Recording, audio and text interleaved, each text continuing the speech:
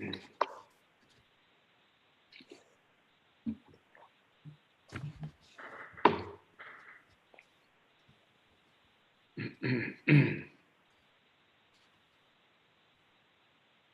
right, good evening, everyone. Thank you for joining us this evening. This is the October 14th work session with Shoreham Town Council. Council is meeting via telecommunications pursuant to a State of Rhode Island Executive Order 2046 dated June 12th, 2020. There is Zoom access available as available on the town clerk base. A reminder, if you want to, hold on.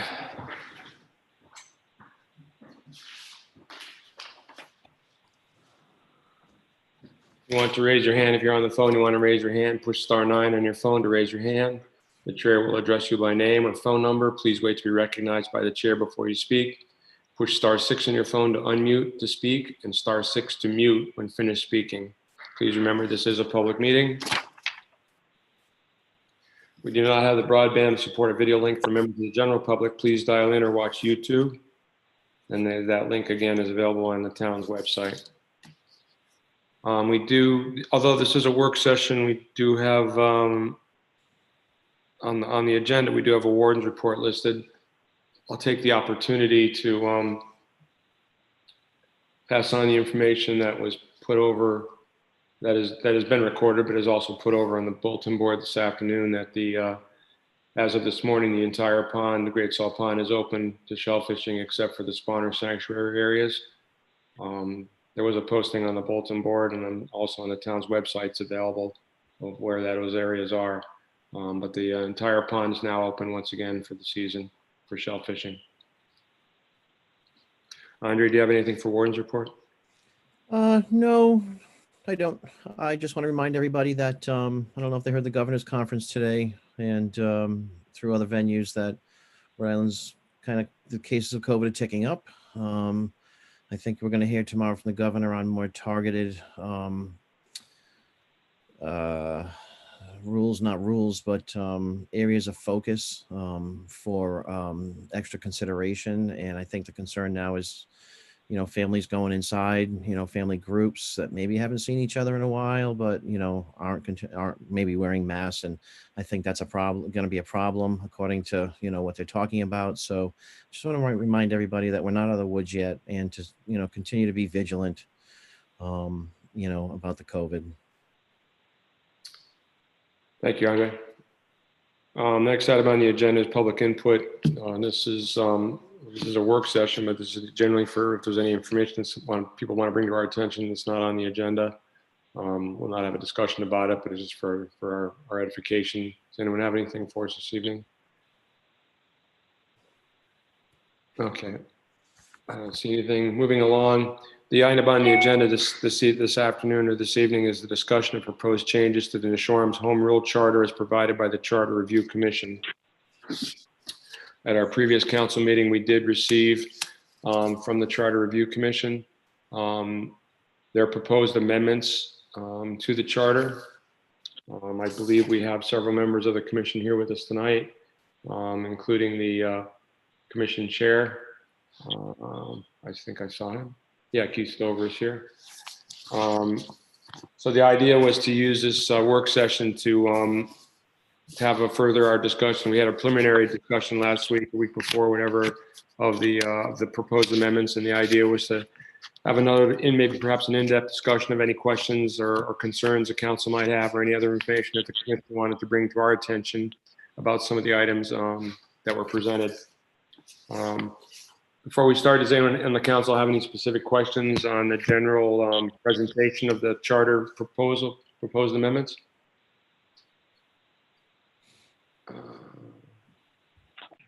No? Okay. So as I said, we have the proposed amendments. Hope everyone saved them from last time. They were also available on Clerk Base. So I guess we can start as on page 1 of the amendments, which is the section 104, conduct of town business.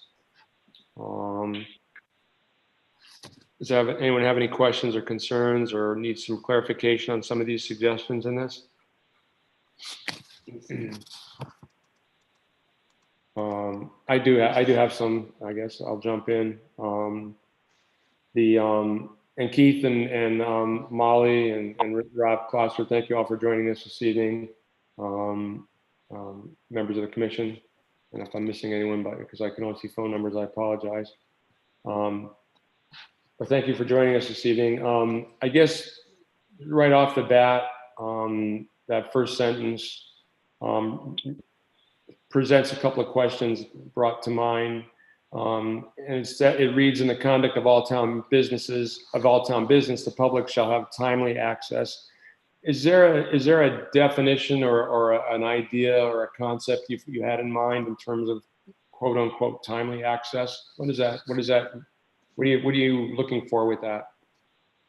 Well, certainly I think from our perspective, prior to meetings, certainly having access to information. Sorry, this is Keith.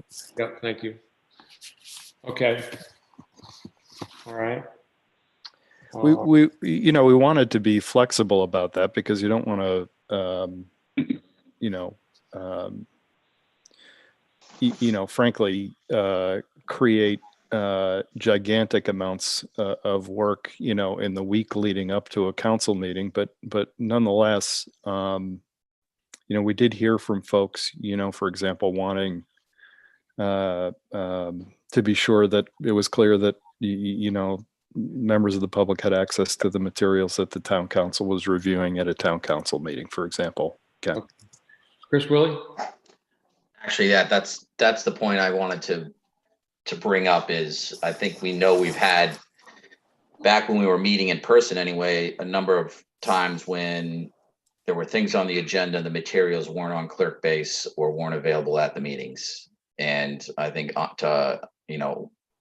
it's been brought up several times. Andre's brought it up several times, not having material for things that are on the agenda, never mind at our level.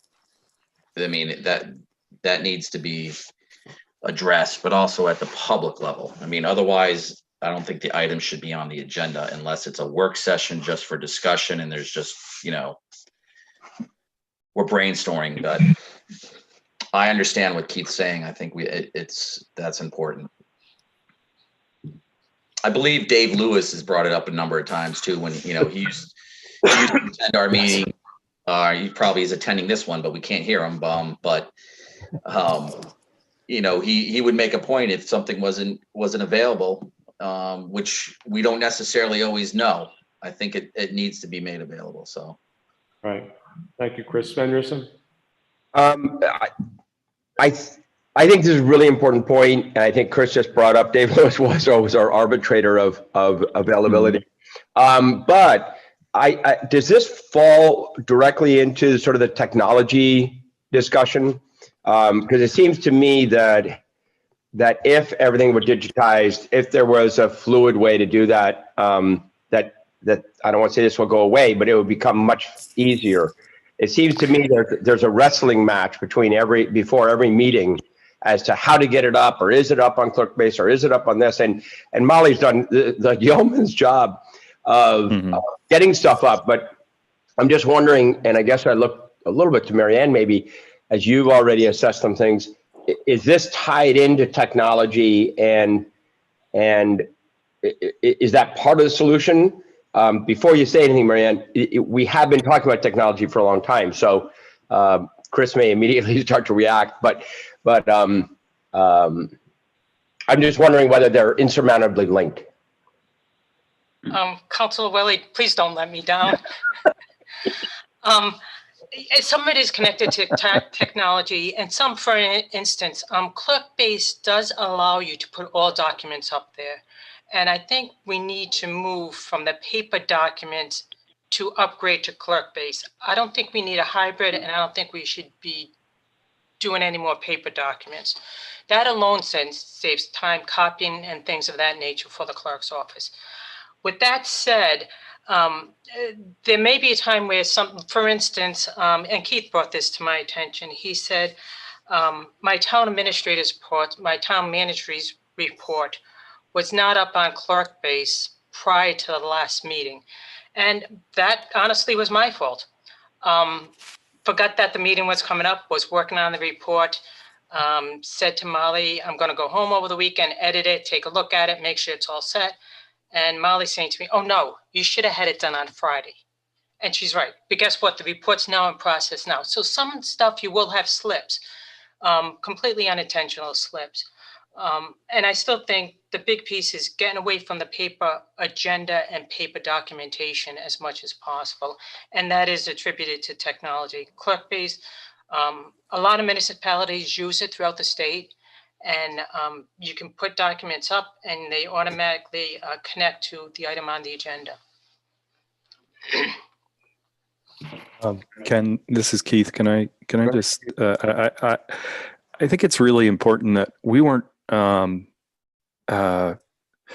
not trying to make anybody's lives more difficult here. I actually think, sort of to Sven's point, that as the technology adoption accelerates, this kind of stuff actually becomes easier rather than more difficult.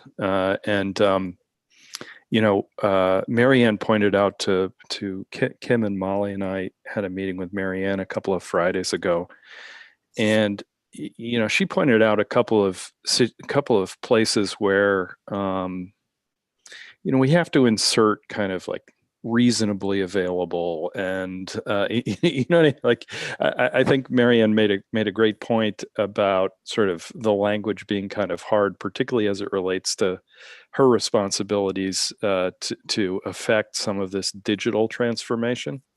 And we actually have a meeting, I think it's tomorrow night, to do some of those things. Just so you know, you'll see this concept kind of float through, and I think it was Sven that raised this question. I think they are intimately linked, the technology and the transparency. Thank you, Keith. Martha, do you have something? Ken? Yes, go ahead, Martha. Yeah, I do. I do. This is just one example in this draft we've been given. I thought the charter was about the governance of the town. This seems to be more under the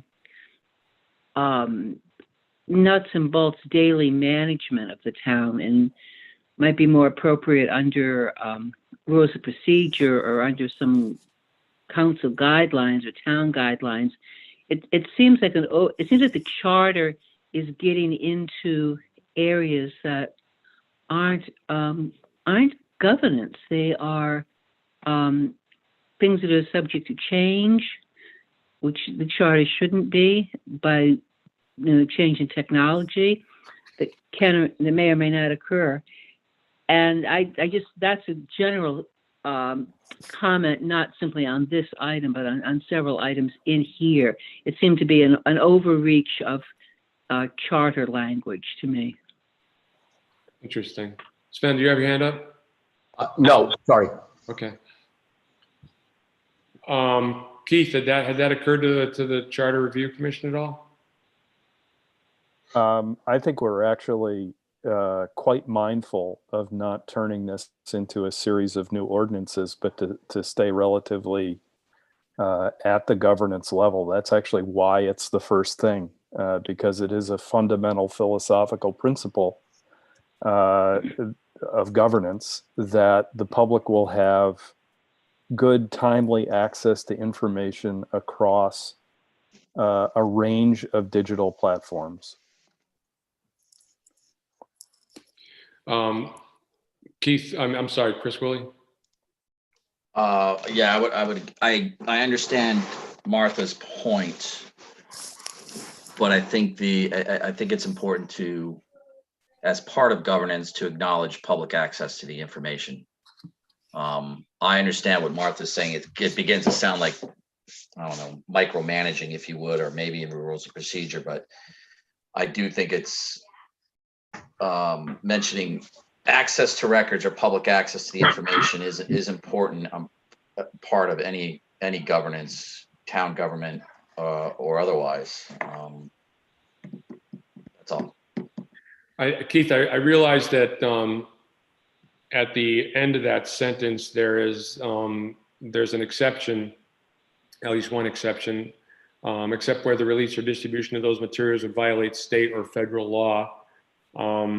I guess I sort of see what that's referring to. But what about a consideration of those materials which are used when, for instance, either and this is aimed at in town business across the board. So those instances where, let's say, the housing board or another board is looking at a purchase of land or purchase of property, and those early discussions are usually held in closed session. So that material would therefore also be until such time as it's released for public review. Shielded to some degree. Would that not violate this article? I don't think so, and if that needs to be clarified, I certainly think that makes sense. The way that we considered this is that given that you were legally going into executive session or closed session, whatever it's called, those documents related to the closed session would be shielded. But I think it's a really good and important point. We're not, we thought about things like employment matters and other contract negotiations. As you say, whatever, the land trust entering into negotiations to buy a piece of property, those sorts of things, absolutely have to be conducted pursuant to the closed session rules. But if we need to make that clear, I certainly would support it. I would imagine that it's consistent with the way that the other members of the commission saw this. Yeah, thank you, Keith. Mary Ann? Prof? If you look at the second sentence of this, where it says the town council should adopt policy to ensure effective, and I won't read the whole thing, but that second sentence seems to capture what the first sentence wants, but it is allowing the council to make the policy. That's what I'm starting to see in that second sentence. Yeah. And then it goes on, the town council shall ensure that the council utilizes to the greatest extent possible the available technology. So it looks like the second and third sentence is getting more to what Martha's saying as policy, but I think it's going to accomplish the same thing. Okay. I see your point. Other questions on those first two sentences, if you will? I guess another question that came to mind was in that second sentence, by making provisions to broadcast and record for broadcast all town council meetings, all meetings of the planning board and zoning board of review, and shall plan for the broadcast and recording of the meetings of all boards and commissions. Was there an intent, or was there a concept in terms of if this is a mandate, if there's an unspoken or intended deadline or a time frame for getting this all accomplished, Keith? I don't think we intended any deadline. That's why we went with the adoption of policies to affect it. I do think, and I think others would agree, that we, whether because of our bandwidth or our inclination, have been relatively slow at doing this. I think it's taken us a long time to get here. As I said last week, I sort of think, post-COVID now, people are demanding it more, but we didn't want to put it in a deadline, but we did want to have it as an important opening of the charter. Okay. Sven, did you have your hand up? I did, and maybe it's a little bit of a process question, Ken, about doing this. This is the first time I've ever been through this process. Are you thinking that we're gonna, what sort of, how are we doing this? Like, are we gonna go through this section 104, gain some alignment, turn it back to Keith and the group? Are we trying to massage it down? I mean, I really like Marianne's comment is maybe the second sentence is sort of the whole thing. I think that's what she said. Like, what? How are we moving forward? Please. Well, the idea, I thought the idea would be to go through any and bring up any questions that have been brought, that want to be brought up by the council in reference to the draft that we've been given. Should be aired out and given a chance to see the light of day and the method of discussion and just go through it that way. I know someone has a better idea. Chris Willie, do you have a question? Well, no, it was to the when you mentioned deadline. I think at the last meeting when this was discussed, we're nearing the beginning of our island-wide broadband project, where we're going to have bandwidth available. We're going to have a lot of things available that just weren't available in the past, and I think one of the things that the council did or mentioned 3 years ago when this group, or when Sven joined the group, was getting these meetings on video. And I know that was not at the top of the list for some members of the council, but if you can just look at the level of participation that we've had because we've had to do this, I think that's a good thing. And I think it should be a goal that the very least, if someone can't attend the meeting, they can log in and watch the meeting. I think that should be just standard business moving forward, because especially when we have the ability to. So if you're going to talk about, if we're going to consider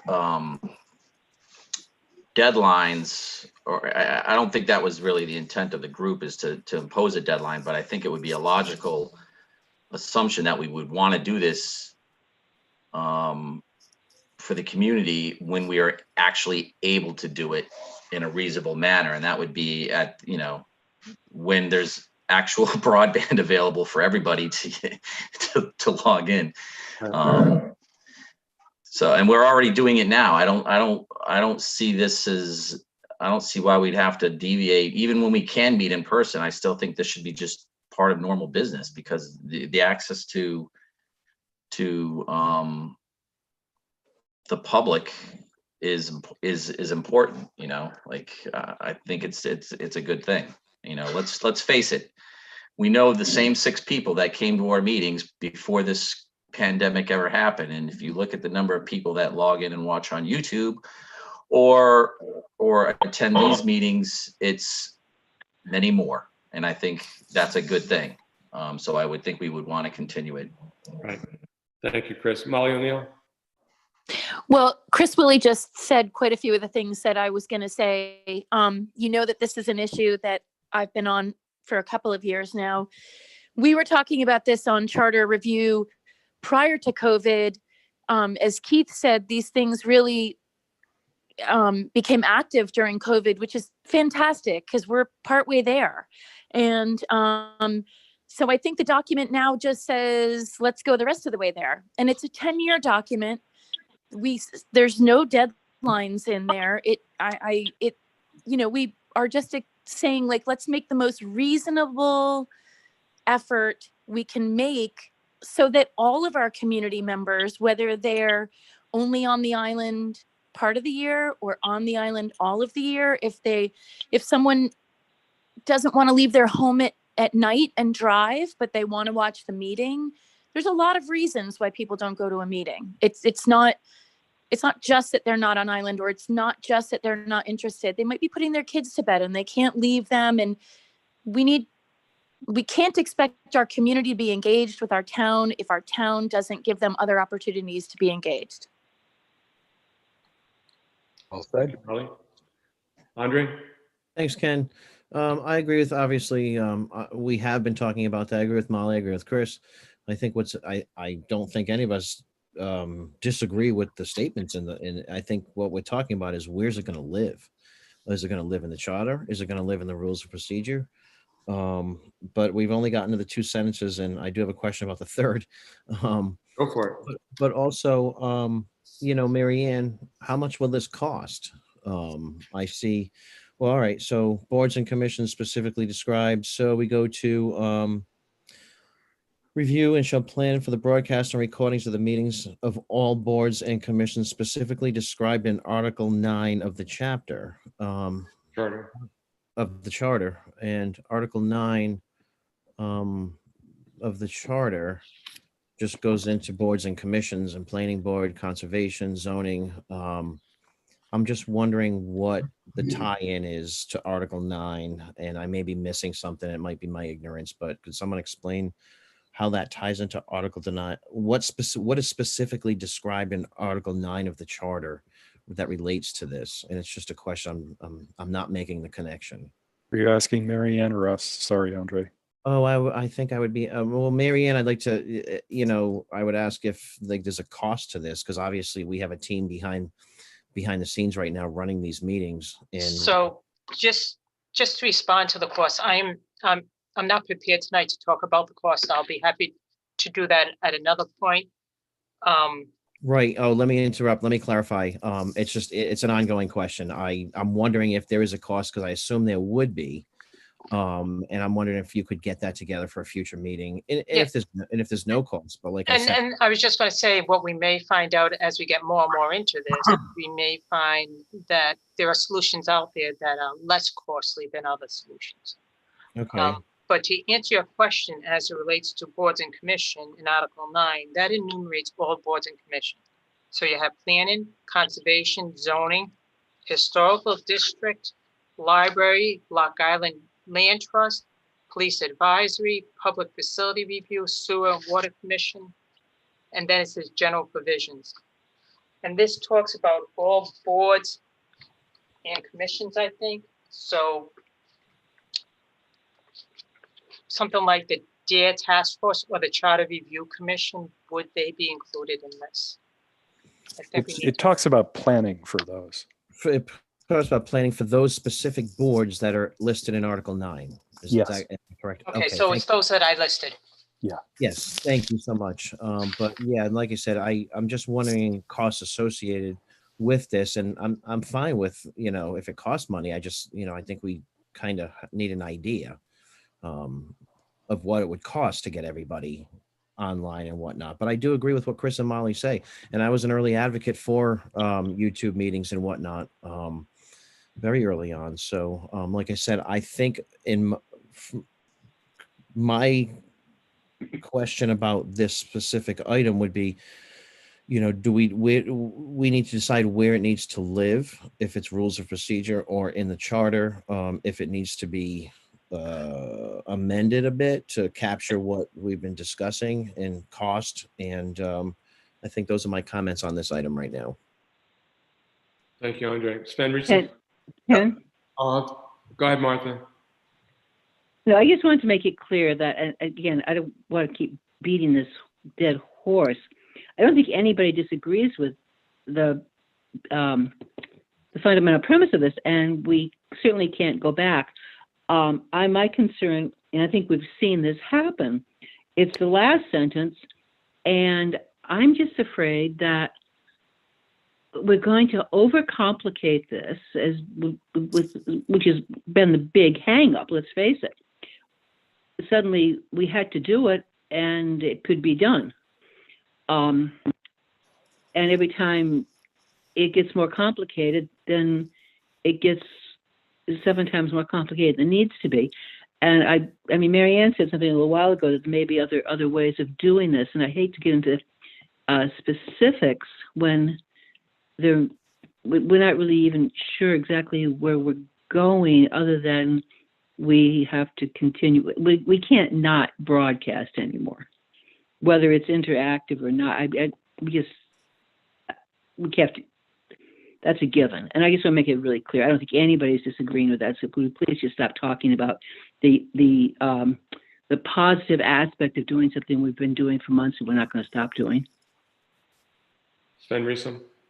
I just thinking a little bit about process. My hope would be that through this discussion, Keith, you and the group have good feelings or, good understanding of all the input. I did like Marianne's comment that the second sentence, the word I would add there is policies to ensure timely and effective distribution. And then I think that sentence is very charter geared, and maybe it has to be modified a little bit and all that. But I'm wondering if that's a path forward.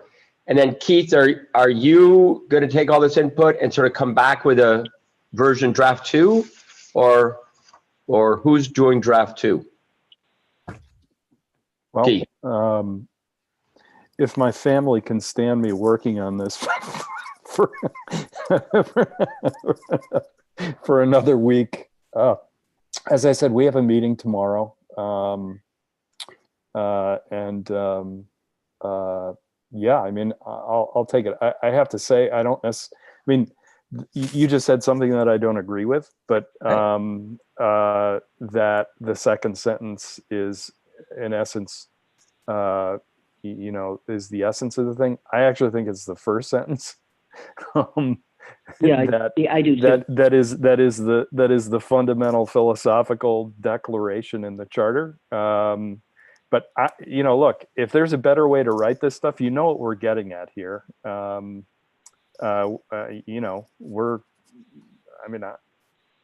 We want all these ideas to go before the voters, and if there's a cleaner and better way to do it that enables you guys to get there, then I'm happy to work on it.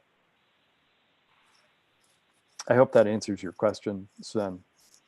Well, it doesn't actually. Well, it might, but I guess where I'm really struggling right now, and Ken or Andre or Marianne or Keith, I just don't know. There's been a lot of input here. So I guess who's doing draft 2, or where is the modification so that it can go before voters if it's going to go before the voters? Or I'm just trying to understand next steps. I mean, I'm happy to give you. We're happy to give you a redraft. Happy to do that. We have our lawyer on the phone with us tomorrow night. I'm taking notes on the things that you're concerned about. Feel free to email or text any of us, with your thoughts on this.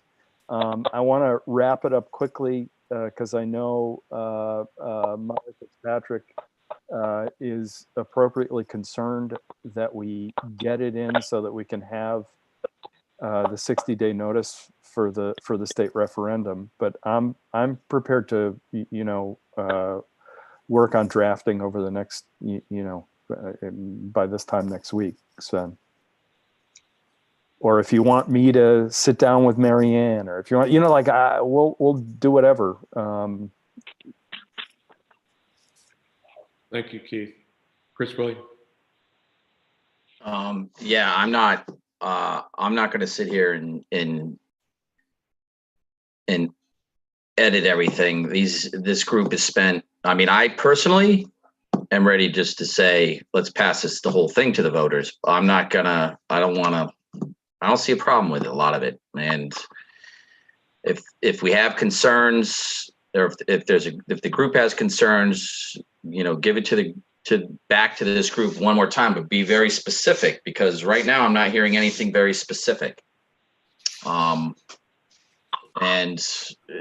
let them make a second draft, but I don't want to start going down the road of 3, 4, 5 drafts, because they've spent more time than we've tasked them with a job. They've done it.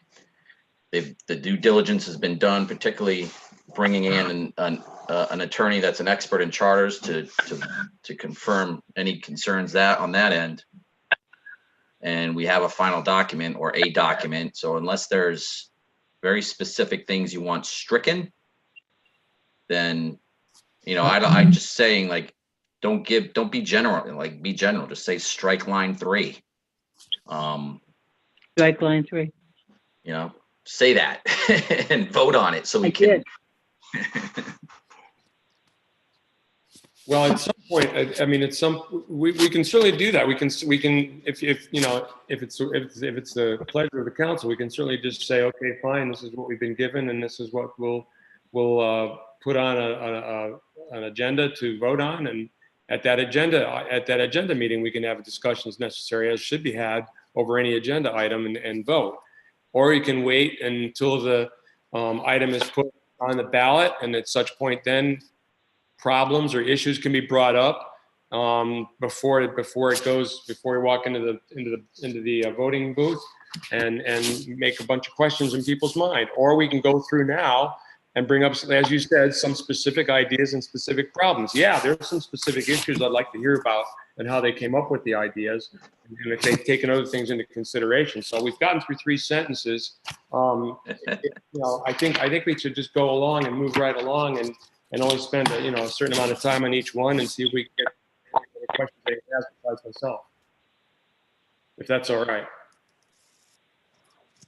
That's fine. Fine. So moving right along to page 2 then, if it's all right. Andre, you have your hand up? Yeah, I just put it up. Thank you. So Keith, when you, how much, Mary Ann, how are you in on these conversations? Like, would you be meeting with them?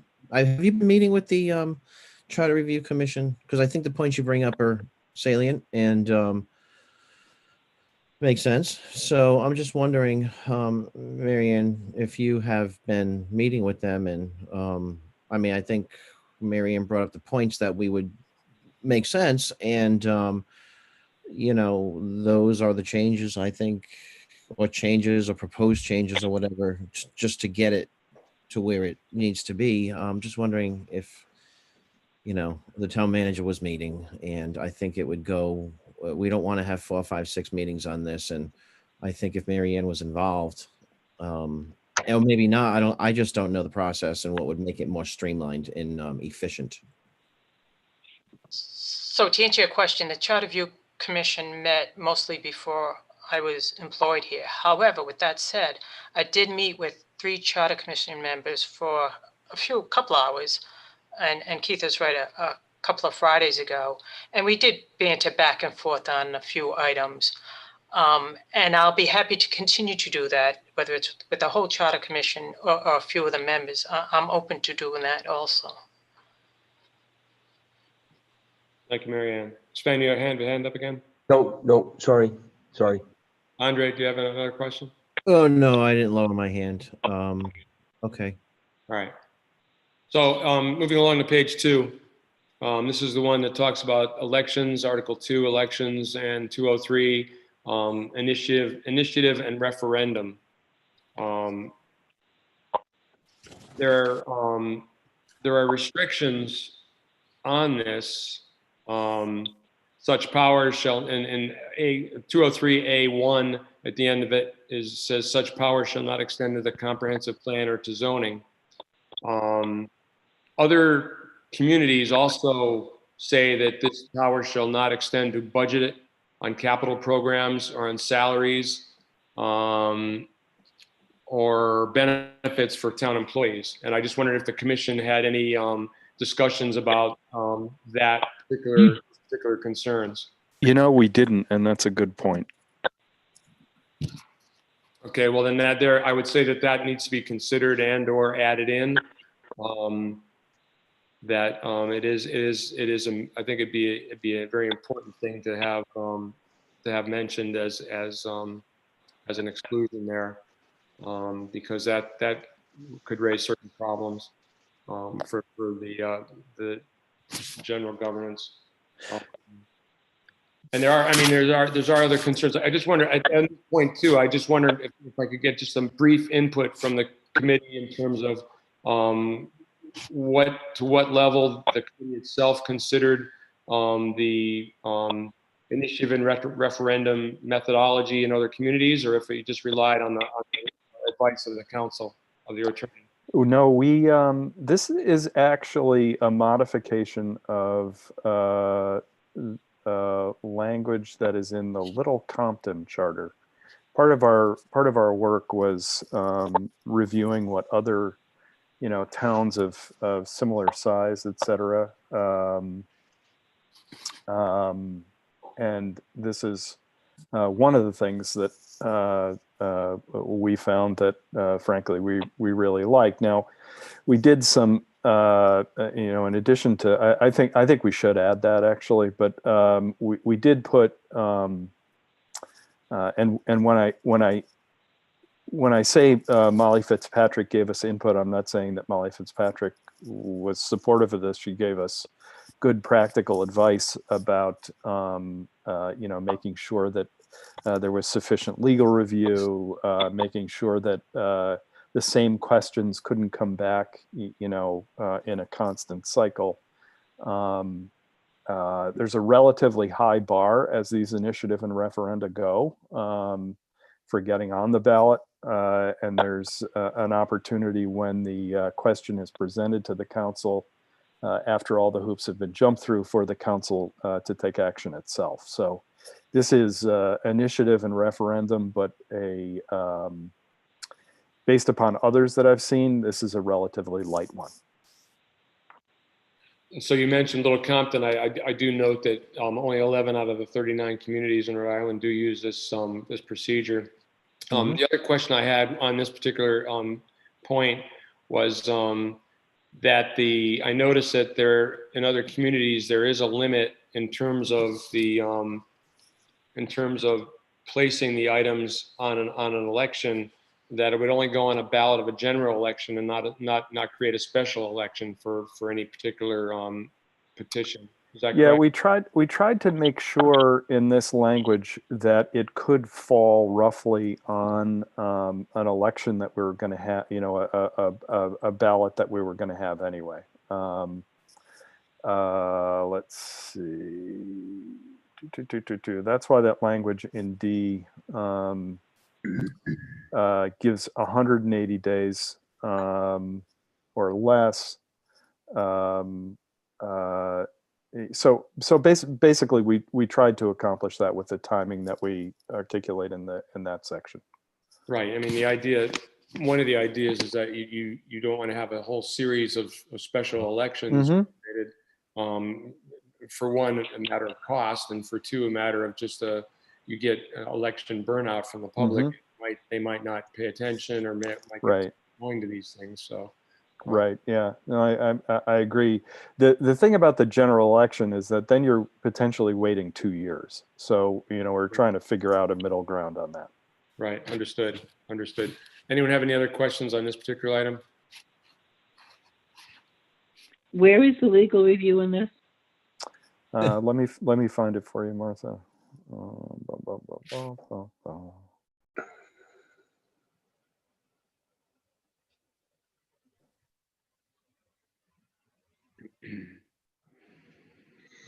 Bear with me, sorry. I'm reading on the small. 2, C2, following a legal review for statutory and constitutional consistency.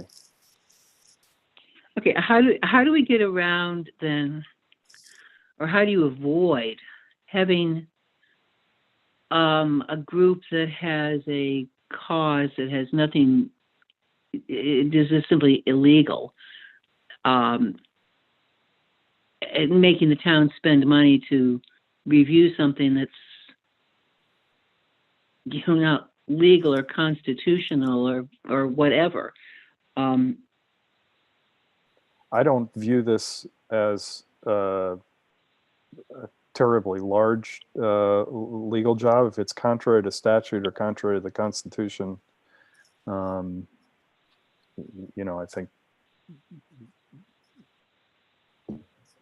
I guess I'm not sure I see that as an necessarily extensive legal work, but. Okay.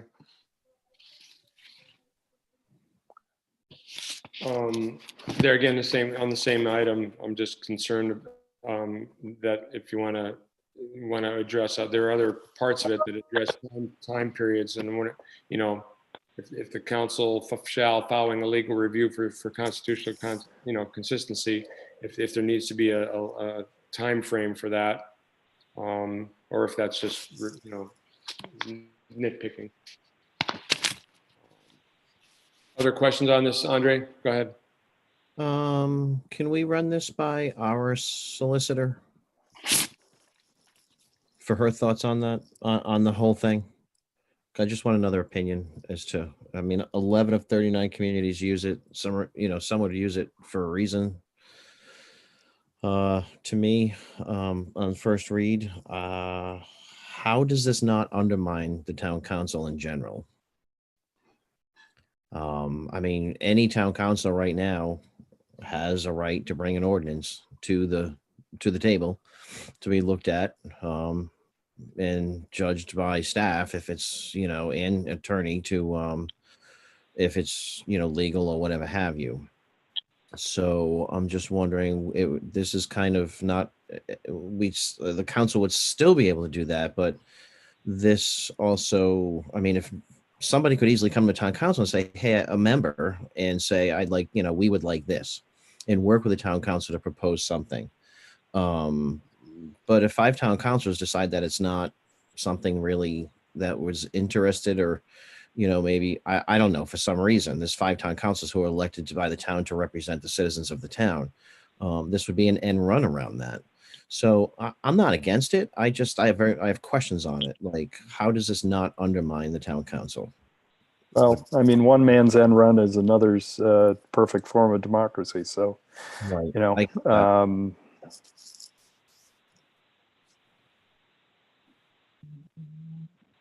I mean, at the end of the day, if the town council's doing their job, you shouldn't see anything like this. right. That's So kind of, that's what I'm getting at. There's 5 of us here.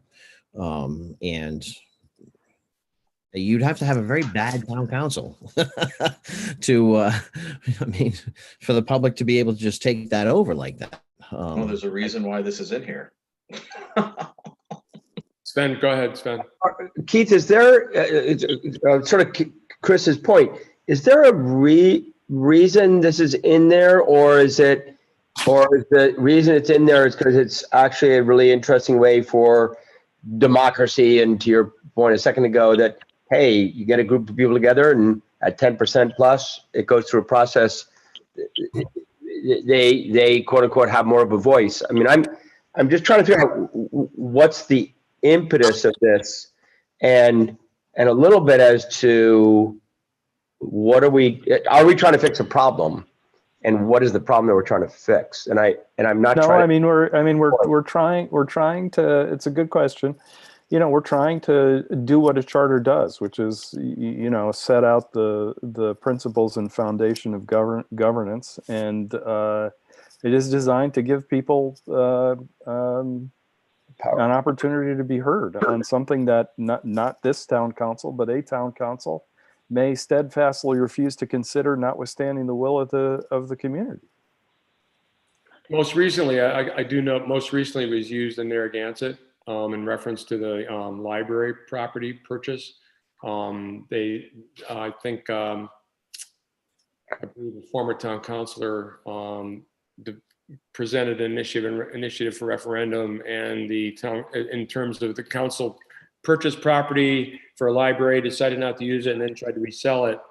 And this person introduced the referendum to prevent them from doing that. They dismissed it out of hand. She took it to court, and actually she was upheld in terms of, she wanted the decision that the council had made to be, that decision should have been put on the referendum, or she had it put on a referendum. So that's one instance of, you had 5 councilors who were doing something that perhaps a large enough segment of the community felt was against what their wishes were, that gave them an opportunity to do something about it. Molly and Neil?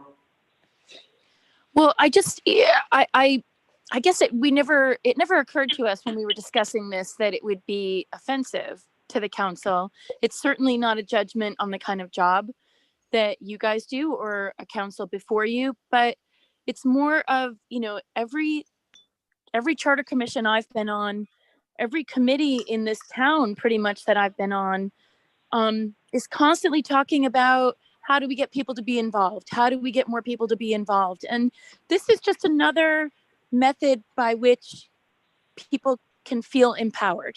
And if the council is doing, like, like Andre said, the council's doing the job they're supposed to be doing, this isn't going to get utilized. But in a situation like Ken just described, it might get utilized, but it would be a rare occurrence. And it's just an option, and it's a little bit of like a, very democratic idea.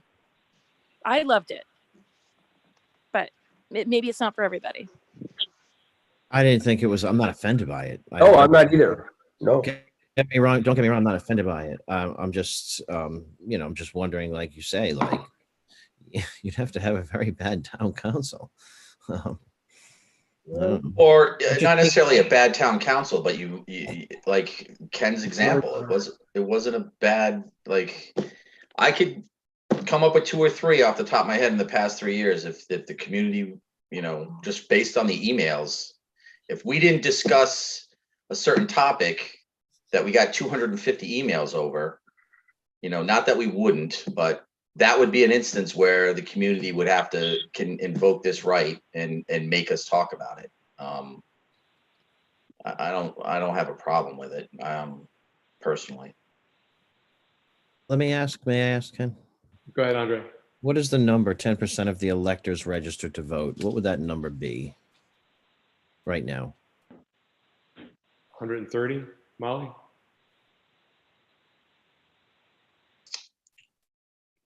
Sounds about right, doesn't it? Hi, it's Molly. It's about 140, 145. Right. I'm only asking these questions because it's a major change to the charter. I'm trying to be thorough. I hope nobody's offended by that. So 145. I'm all set on this topic. And just to be clear, those signatures have to be vetted by the Board of Canvassers and verified by the Board of Canvassers. So there is some time involved in a procedure like this. It's not a very, you can't just put in a petition and boom, it goes on the referendum. It goes on a referendum. So there is an investment of time and research and validation. So it's a fairly serious matter. And it has proved successful in other communities. In some communities, it isn't. I mean, there's a review from California that talks about it producing endless gimmicks that diffuse accountability, and it confuses the public and produces dysfunctional government. But that's one man's opinion. So, like I said, in Narragansett, people felt that it gave them the opportunity to question what they felt was an action by a council that all happened to be of the same mindset, but perhaps that mindset wasn't totally representative of the majority of the community. They'll find out when they have their referendum. So, Yeah, I get a question. Martha, go ahead.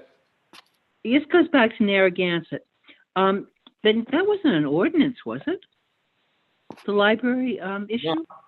No, it was a purchase of property, and Right, and but this is about an ordinance. well, it can be about anything, Martha.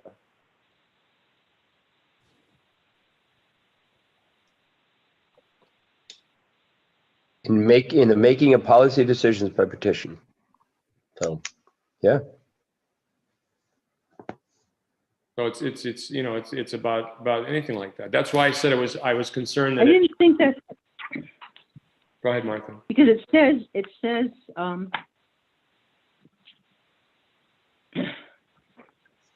a petition to initiate an ordinance or repeal an ordinance.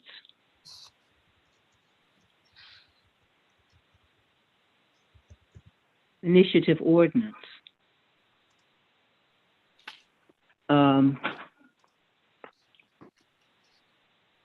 Bringing an ordinance. I'm just not sure it was an analogous, that's all.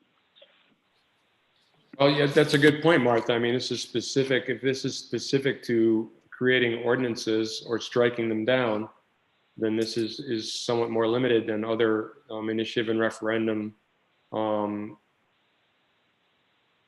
activities in other communities. Well, I mean, I think you could also propose an ordinance that prohibited the town from transferring land that had been purchased for a library. That was an interesting case because they were trying to sell it to a developer for less than the town had paid for it. Yeah, there's all kinds of interesting Yeah. parts. Lisa, Rob, do you have a question? I was just going to make a comment. Keep in mind too that it's a 10-year charter. So it gives it kind of just a 10-year opportunity for something like this to be sort of tried out. And after 10 years, if we see that this is something that is absolutely ridiculous, it can be removed again at that time. So just something to kind of keep in mind to test things out a little bit. In your mind, is 10 years a long time or a short time? Right now, 10 years seems really long, but I think it's depends whether you're looking forward or backward. Lisa, your daughter will be off to college and married in 10 years. It oh, flies. stop, Andre. I'm telling you, I got one in college. It flies. But it's a long time. Good point. Anyway, other questions or comments on this? Can we go back to Martha's comment about the ordinance? Sure. I thought that was a really good one. Was the intention to make this only about ordinances or make it broader, Keith? I believe the intention was ordinances, but again, I mean, I think you can pass an ordinance, I suppose, that directs the town government to behave in a particular way, I suppose. But this was about ordinances. It's about making law for the town law. All which is, I'm sorry. Ken. Yeah, go ahead, Chris. Again, maybe Andre was alluding to this earlier, is and to Martha's point, I mean, the ordinances, regardless of if you have 200 signatures, if the ordinance isn't actually legal to pass, then it shouldn't even be considered. And I would assume part of the vetting process of the signatures, not only Board of Canvassers, but then the actual proposal would have to be legally reviewed. Like I could see an ordinance, I could see 250 signatures for an ordinance tomorrow that it's something that we wouldn't be able to do. So, so that if it's specific to ordinances, or is it a little broader, or can it be broader? And to that point in C2, the following a legal review for statutory and constitutional consistency, as you said before, Keith, is that broad enough? Statutory consistency and constitutional consistency. Does that include just it's against the law?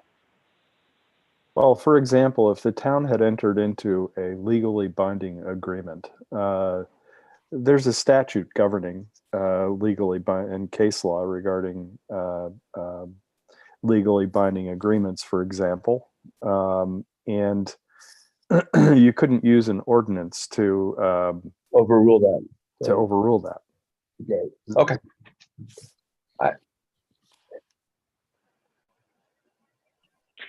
Any further comments on this? No, yes, this is Sven. Molly, I just wanted to reiterate what Andre said. Questions about this are definitely not taken by me as any negative.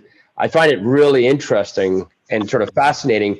It does chafe a little bit at the elected to represent the people moment, but I think it's really interesting. I mean, I'm intrigued, very intrigued. Yeah, that's kind of how I feel about it. I think we have the bar high enough here that you've got to get your act together and get a bunch of people and go through a relatively lengthy process to get ballot access here. I do think that this is a pretty light form, compared to even like, Ken, you mentioned California. I've been doing some reading about that. I mean, basically, in California, you pay 10,000 canvassers, go out and get signatures, and you're essentially on the ballot. I mean, it's really, that's literally the way that it works there. Yeah. All right. Any other concerns or questions on this one?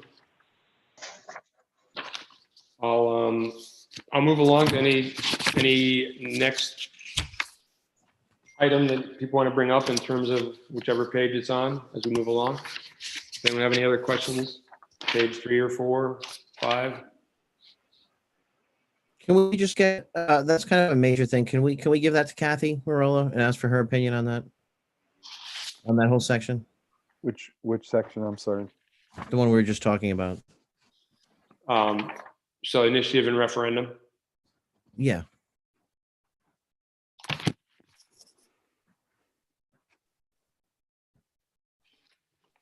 If council wishes. Andre?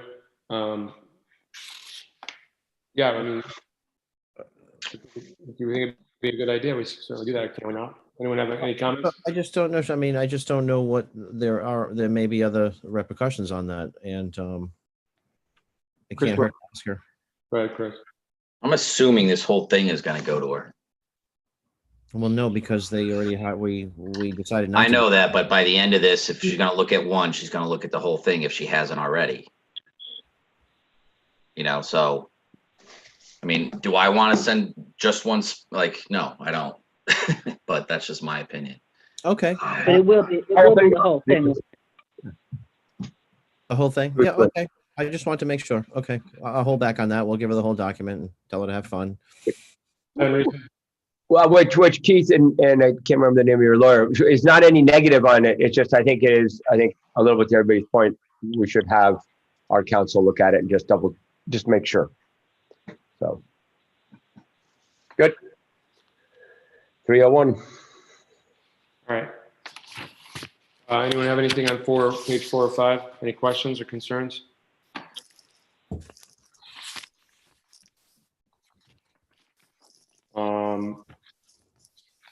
Getting to page 6.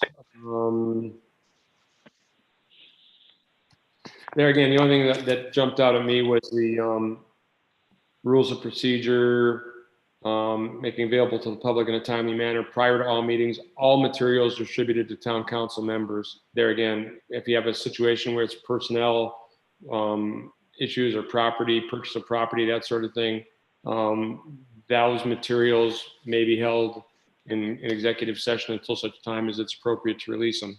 So I think we'll put parallel language in that first section and this section, Ken, if that makes sense. yeah, I think it does. What page you on, Ken? 6? Yeah, 6. End of Bottom of 5. five. Top of the page. Find it.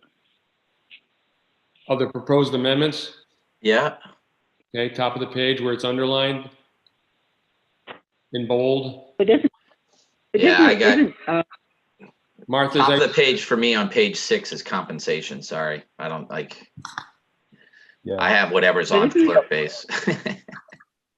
Isn't this covered though, except where publication of such documents and materials should violate state law? Doesn't that cover that? maybe, but if you have wording like this in the town charter, all of a sudden we're told, if the charter is the Bible that you run the town by, then if, I don't want it to be misleading or misconstrued or have it be, Yeah. But it says except to a publication shall, except violates. to a publication violate state law. Right. Yeah. I'm not sure that's necessarily state law as much as it is legal. Well, the things you're talking about, the closed session is state law. Yeah. State law tells you what you can go into closed session for. Also I'm tells you reading- what has to be in closed session. Maybe I'm reading too much into it. I stand corrected if I am. But let's get it checked. Well, that goes on the list of things to check, obviously, with the Molly. change. Molly Fitzpatrick? No, I agree. Get it checked. I was just going to say that I read it exactly as you did, Ken, that this prohibits things that you cannot do under state law, but it doesn't allow you to withhold things that you may withhold under state law. That's how I'm reading it. Mhm. No, I think parallel language from that in the first section and this section makes sense regarding matters that are being taken up solely in executive session. I agree. All right. Next item on that same page, under 407 compensation, Chris, would be, then I think we talked about this at the previous meeting, shall include the town council member shall include eligibility for the town's health insurance. I think in our conversations at the last meeting, your intentions may have been to offer that as benefits, paid benefits rather than just eligibility. So I think that needs to be clarified. Yep. I got that note in my margin.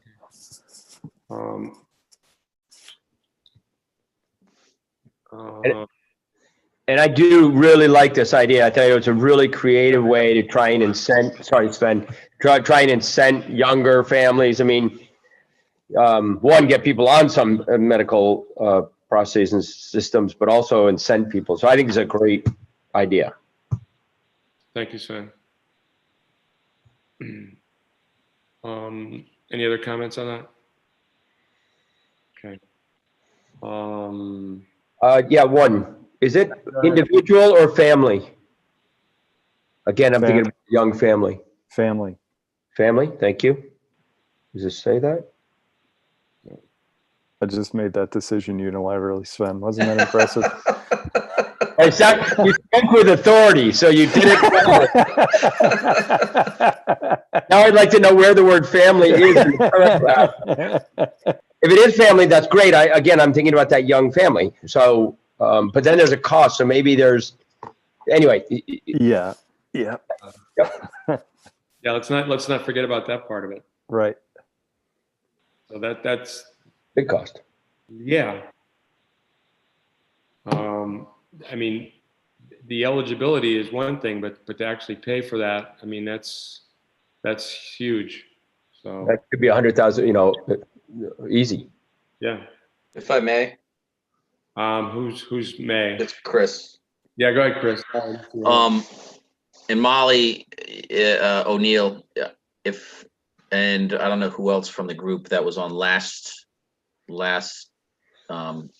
group 10 years ago, but we at the time looked at what all the other towns do and in the state of Rhode Island, and the vast majority of them had something like this, similar or comparable. I don't know if that's changed. Molly, if you can, I don't know if you know, but I just remember that standing out. And some of the communities were pretty creative with it, but there was a stipend attached, but in lieu of the stipend, there could be something else, or there was benefits. But this wasn't. I know there's a cost attributed to it, but this wasn't out of the norm, so to speak.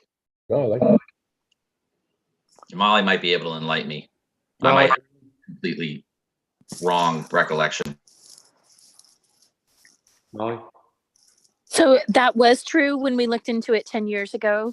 This time around, I did not specifically look into that. I'm not sure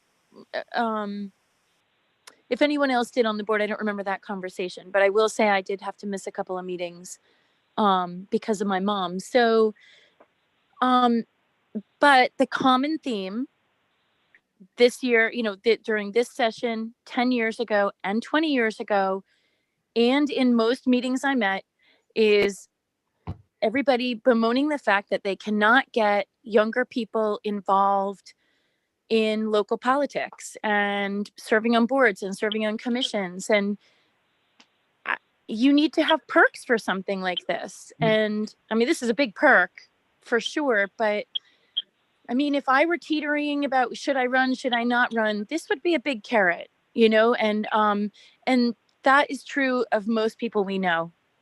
And you guys know very well, the town council, that you took a lot of grief this year from people in this town, a lot more than any of us are aware of. And it would be easier to take if there was something very tangible attached to your job. This is a job. So I'm very much in favor of it. I know that it's a cost. There's a big expense attached to it, but unless things have changed in the last 10 years, Chris is right. This is something other towns do with some real regularity. Thank you, Molly. Mary Ann, do you have any input, having been in several communities in Rhode Island over the last 20 years, 30 years? I haven't seen language similar to this in a while. What I was thinking about doing is maybe reaching out to the League of Cities and Towns and see if they have some documentation or information in that regard. I think the costs associated, I think you folks know, but I also, if this is moving forward, I would suggest that we look at a co-share, a premium co-share, similar to what we have for town employees. I think it should be on the same basis as town employees. I don't think there should be anything, special granted. And I also think checking with the League of Cities is great. Thinking about what other towns are doing is great. We feel really comfortable and confident with in this, in this and other pieces of it. I know that,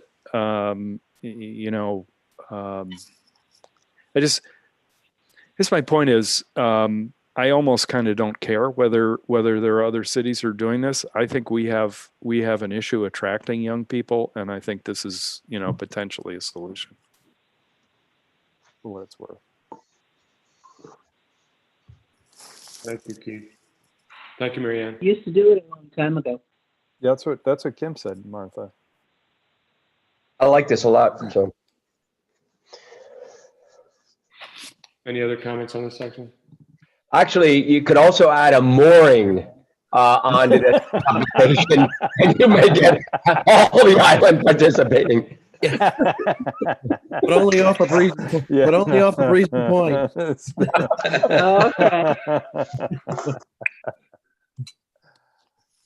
Sorry. All right, any other comments on that? Other than that, we'll move along. Page 7, I guess, or any. And can you go by section number rather than page number? Sure. Move on to section 408, powers and duties.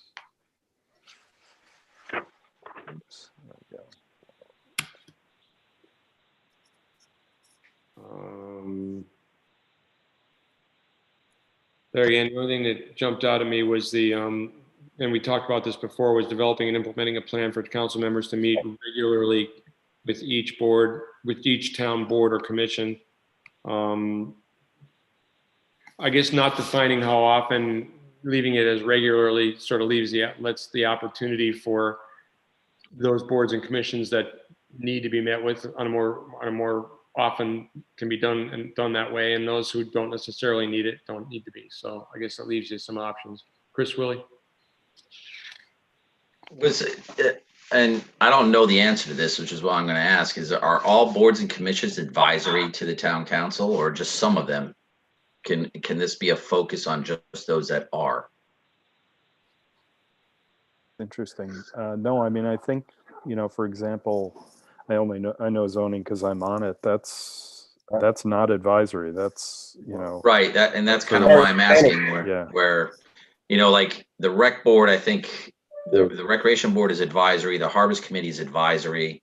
I just don't know which ones are and aren't. And if Planning is not. Planning is and not, but is the Deer task for, like all the boards and commissions, or is it specific to the ones that are obviously listed in the charter, and which one of those are advisory?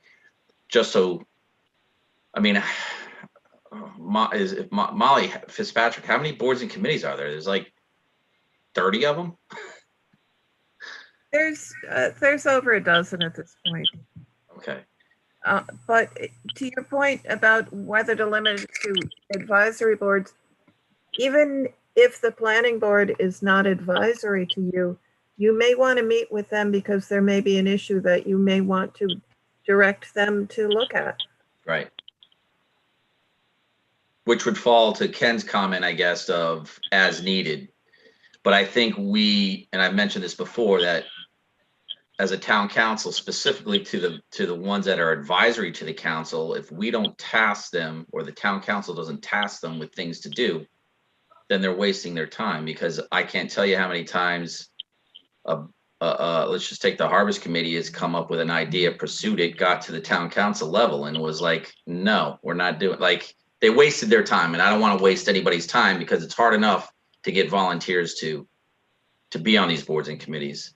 Right. And I think that comes from the top down, and I don't care if that's the town council, the town manager, or the department heads, but I agree with with what's in the charter. I just don't know if it needs to be focused more on those that are advisory to us. But to Molly's point also, I think we'd like to leave it open to, we need to meet with planning because of whatever. I think we still reserve the right to do that. Yeah. Lisa Rubbs? I was, I think when we were initially thinking about this, we realized that there were a lot of boards and commissions that would take up a large percentage of time, but things like the medical center and school committee and some of these other boards that are not advisory, but they are major portions of what this community is about. And I think we were thinking that having at least an occasional meeting with them and knowing what's going on in those committees is something that we were hoping that the council be have an opportunity to meet with them more often. And not saying like, every month or quarterly or anything like that, but even if it was just annually, just to kind of be appraised of what's going on in there. Thank you, Lisa. Sven Reeson? Yeah, a couple of things, because I'm looking at O and P.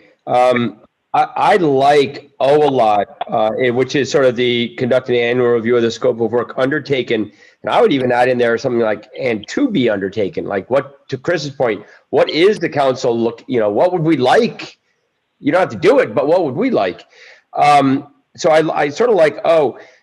On P, as the council remembers, I tried when Ed was there, and I say we all tried to build a system and build a plan to even meet annually and not have them all come to the council meetings because that seemed very doubled up for them. It's somewhat of a nightmare given the numbers. So I think if I then on the third point of this, I wonder if P isn't more about operations than it is about a charter. I think what I liked about O was this idea of guiding commission, or at least informing commissions or groups and boards about what we'd like or what have they been doing and then have they been attending. That I think is a really good policy governance thing. The other one is more operational, and I think may be suited for other places, personally. Martha, do you have something? Not exact. Well, only that we did this a long time ago, 20 years ago, and it wasn't. And this speaks to the as needed, probably, and it's not just advisory boards. I mean, there may be administrative or operational issues that a board or committee has that the council is unaware of. Zoning could have, where we're having a problem with certain ordinances or HDC or in conservation is a perennial. It never seemed to quite get the strength it should have. So I hate to start dividing. I don't think we should have a schedule for meeting with everybody all the time, but I would not want to exclude anyone. I think it goes back to as needed. Okay. Thank you, Martha. Chris, your hand is still up. You're muted. Chris, you're muted. I put my hand down, sorry. Andre. Thanks, Ken. At least to answer your question, and I agree with Martha, which Martha just said, but Lisa, we do meet, we're mandated by the state to meet with the school board pre-budget meeting every year. And we have a representative on the medical center board that reports to us, reports to us. So it's like we have a representative on that board, but I agree. But getting back to that, on the same topic, believe me, I have beaten bushes to get younger people to run for office, to get on boards and committees. And it's never an issue of time. It's never an issue of compensation for people. It's every single person does the same thing to me. It's time. I just don't think I'd have the time. They don't realize that, whereas, you have a lot more, it's a lot less time when you have such a great support staff that we do have. But I think, having to meet, and what Sven said, making that as rules of procedure, having that mandated would require more time. And I just think, like I said, the issue with that I've heard from most people that don't get into it is time. And I would like to, instead of adding more time to that, I'd like to streamline that and streamline, agendas and whatnot, everything, to make it less time and more palatable, especially with, if we move forward with the additional compensation of health insurance. And but I do think, this could get into a situation where they'll need it for psychological help. So I just think that like I said, just remember time. I think that's what holds a lot of people back. They think that in this summer we were, they think sitting on a town council is, consumes a lot of time, which a lot of time, it does consume a lot of time, but you need to focus on the important issues and, decide what that is. And that's, therein lies the skill. So, like I said, I just wanted that's my input on that. I just think we could meet with people and we can attend those meetings. We can attend them by Zoom. We can attend their meetings. So yeah, rule of procedure maybe, but I don't mind if it's left in there. I just wouldn't want to be tied to that because it takes time. So I'm getting the sense that people feel O is important, but P might be sort of practical overreach. Is that correct? Or operational. Operational. Yeah. Gotcha. Okay. Anything else for anyone on that page, or moving on to page 8? Andre, you have your hand up again? Sorry. No, I didn't put it down. Sorry. Thank you. On page 9, we had a comment about the particular that the town manager must become a qualified elector and resident of the town within 90 days after employment. I think we talked about it being more appropriate that it might be 180 days in terms of difficulties, logistics. Mary Ann? Yes, that's what I stated. And also, I do have I have reached out, again, it's to the League of Cities and Towns, because I have a vague memory that goes back some years that it was my understanding that you no longer could have residency requirements in the charter, and that include town managers. However, with town managers, you can make it contractual, but I haven't confirmed that as of yet.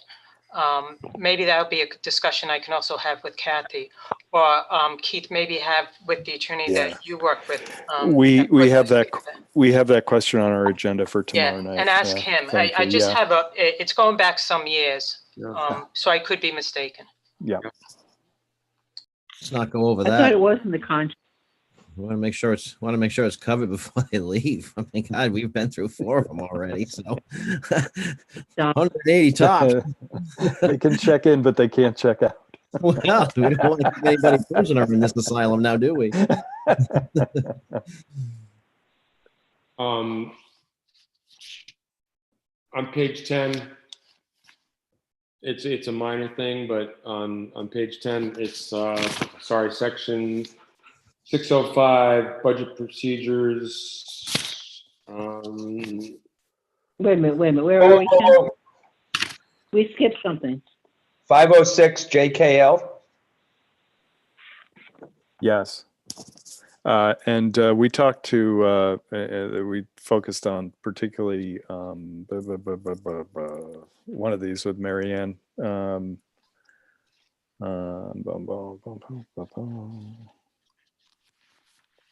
Like the other, I can't remember exactly what it was, but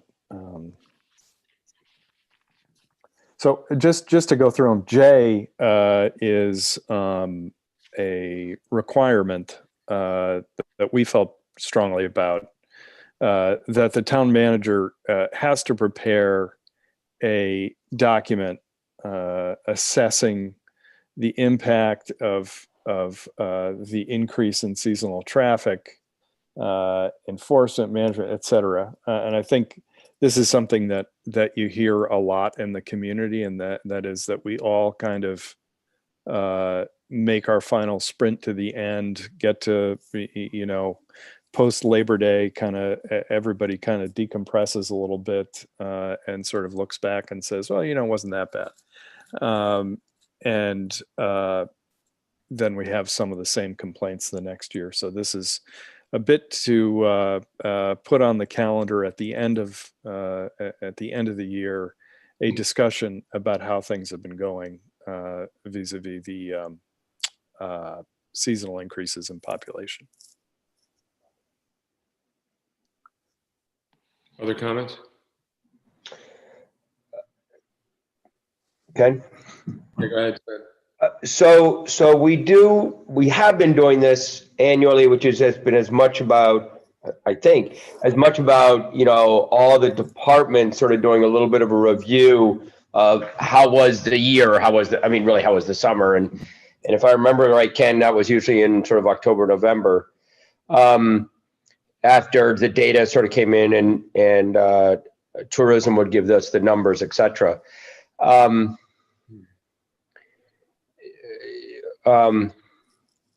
But is this around the increases in seasonal, or just basically they seem to focus on seasonal increase versus how were things? I mean, well, I think it's not a mystery what this is about. It's we tend to, as human beings, not spend perhaps as much time as we should thinking about how crappy some things were and start moving along. And this is intended to put a stake in the ground by the end of the year, that we have a real look and analysis at some of the challenges that we faced in the previous summer. That's basically what this was intended to do. So the reason I brought it up, I'm sorry to continue, but the reason I brought it up is you could have a decline in seasonal population and a shitty population. I mean, I don't know what the actual numbers were this year, and we never seem to because of the way it works. But I think we probably had less people this year in net, but not the normal group that we get. But our seasonal population increases every year. In other words, we have a decline of 2,000 people or 1,000 people, or whatever the number is, and come springtime, we have a dramatic increase in our population. But if there's a better way to say it, if you want to talk about the impact of tourism or visitors or what have you, I don't think anybody was especially wedded to seasonal increases in population. I think I drafted that, and I didn't want to pick on tourists. Ken? Hold on, Martha. Chris Willie? So I know this is probably unique to this charter because we have a seasonal influx of people. Mm-hmm. And I guess the question, here's how I look at it. I get a chuckle at the end of the season when, we as a community, everybody wipes their brow and says, phew, we made it through another one. And does kind of, go into relaxation mode and not think about it till April. And I appreciate the intent. Because what bothers me all the time about that is like, listen, this is what we do. This is what the island does. Like it or not, like we're a tourist-based economy. And I look at more of an annual or end of the season evaluation to identify issues, but also identify the good things about it, and maybe try to improve on some of the failings or some of the problems that we've had in a previous season or previous seasons. This is obviously an anomaly, but that doesn't mean it takes it off the table for discussion. I don't think you're gonna. I don't think you see this in other charters. It's kind of unique to us, but I do think there's an importance in it. You know, I think there's the root or the base of all of it. Well, I don't know if the base is, but we have to acknowledge that there is a tipping point, particularly on our island resources and infrastructure. And I think that's kind of the evaluation that has to be undertaken, not at just a council level, but involve other groups. And how do we ensure that that tipping point isn't surpassed? So basically sustainability. Right. I mean, that's what I think, you know, we should be doing. I know there's other entities that would just like to eliminate it all. That's just not feasible. Yeah, I would just add, and I think Rob and Lisa and Molly would recall this as well, but we actually pushed the date of this back. You know, I think originally we were talking about kind of an end of season, but we're thinking somebody outside might have suggested this, that we actually give it some time to decompress and reflect and have the report come later, rather than you know, while everybody is still ginned up. If I recall correctly, again, anybody who was on the committee, correct me, but that's how I recall our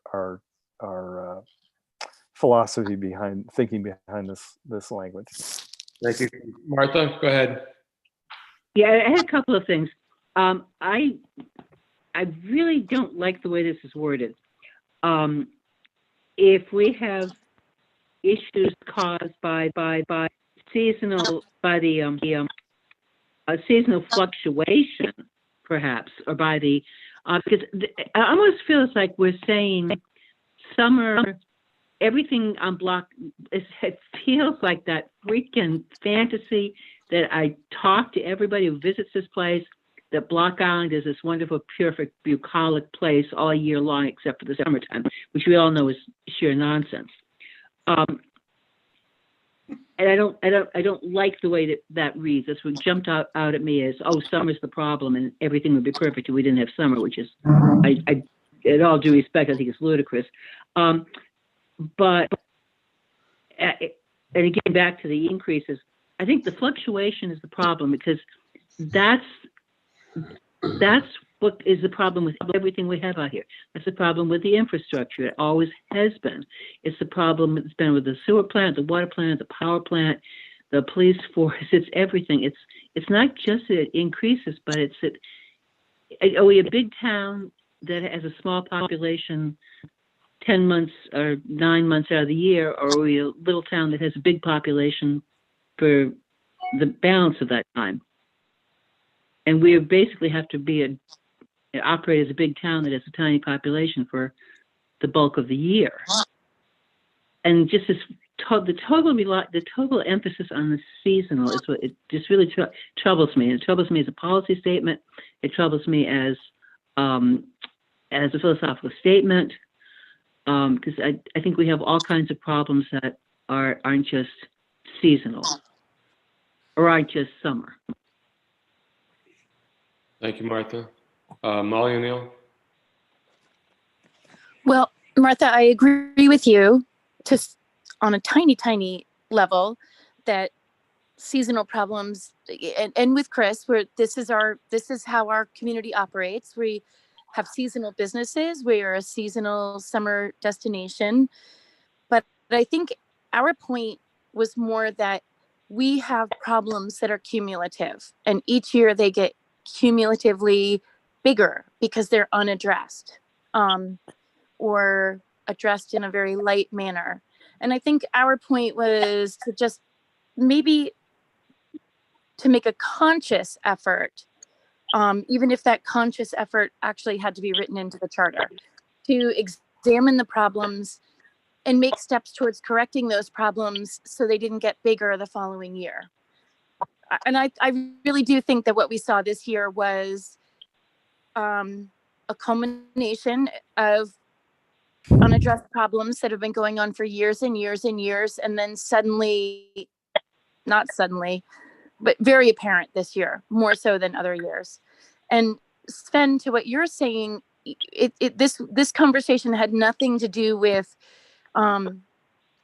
accounting for the number of people.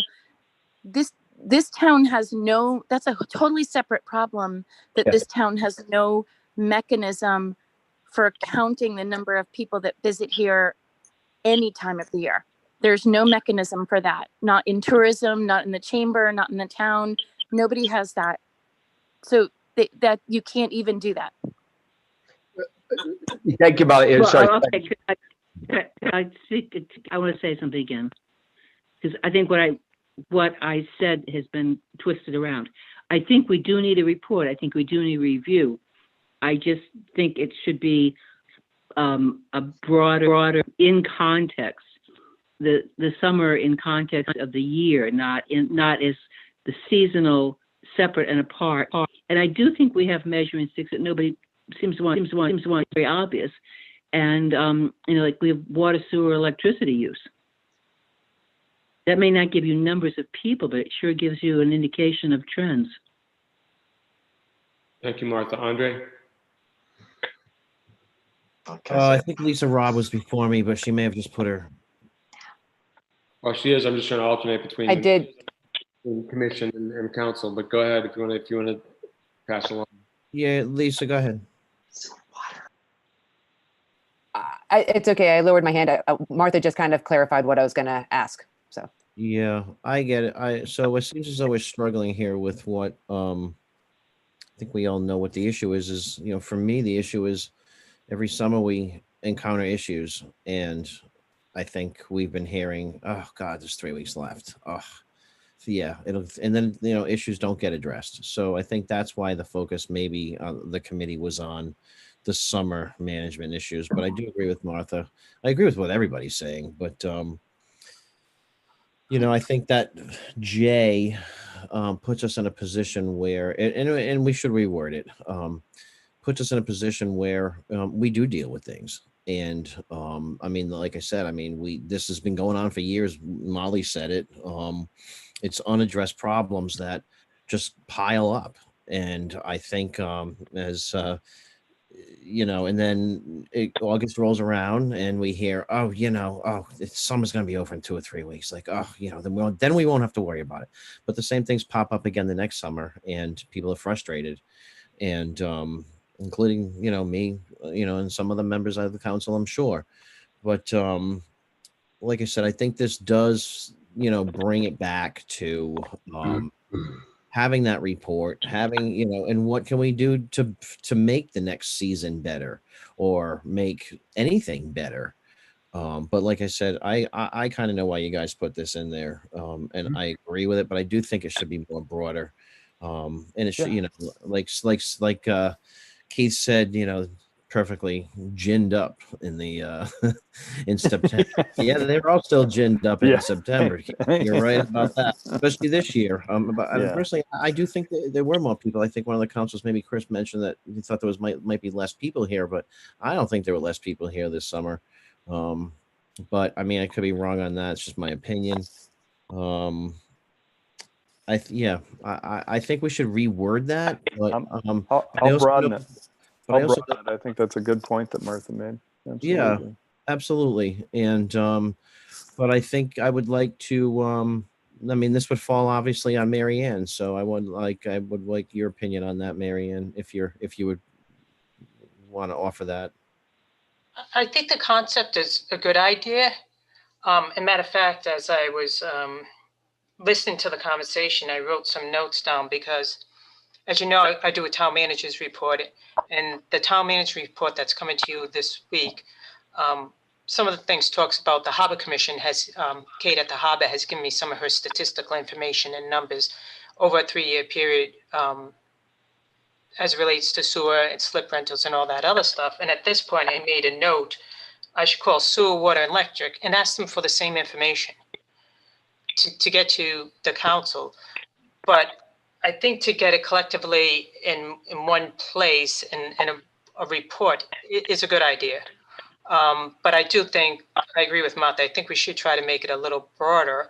And I think when we do this, we probably would like to reach out to some of the tourist commissions and folks like that who may have a pulse on some of the folks that are coming here, or interstate navigation. What were your ticket sales this year compared to last year? I'm not looking at this as just being in town. I think it could be a couple of other agencies within the town. So the first year may be a little drafty, and then as we start working with this, we may be able to get some data information that could be very beneficial. Ben Reesum.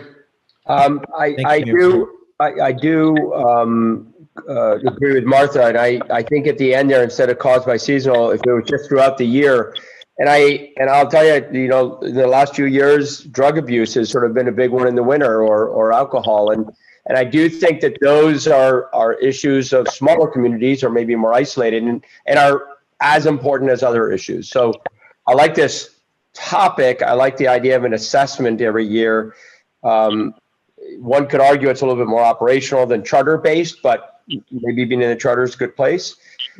But I do think that throughout the year, obviously there will be a lot of focus on the season. And what I also think will be interesting is in the next few years, we're going to see a broadband, we're going to see an increase in winter population. So, you know, we'll see. Thank you. Chris Willie. So am I wrong in that we sort of do this already? And I think to broaden it to everybody's point in context on the year is that's an important element. So I think it does need to be reworded. And as far as the analytics, I mean, the analytics exist. It's, you know, and to Mary Ann, you can check with the tourism director, the sewer, water, electric, all those numbers are pulled already. You're not going to get the boat sales number. They won't give it to us. We've tried. The ticket sales, you can look at landing fees. That gives you a rough idea. So we can come up with a, you know, number wise, you know, a educated guess, let's say. You know, there are some elements that have been brought up in the past when it comes to tax revenues that we can work on as far as getting that number a little more dialed in. But I do think this part is important. I think it goes beyond operational because of the nature of the community and the dynamic of what we are.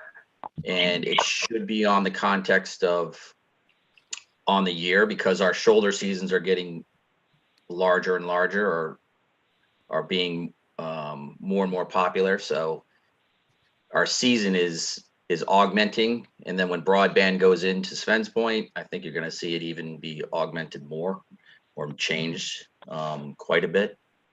But I believe in the principle of it, and maybe rewording it to make it a little broader is what's needed. Mary Ann. You know, as I was thinking, especially after what Sven said, what he said, some communities do what they call as an annual town report. It has nothing to do, you know, we have an annual audit, but it's an annual town report.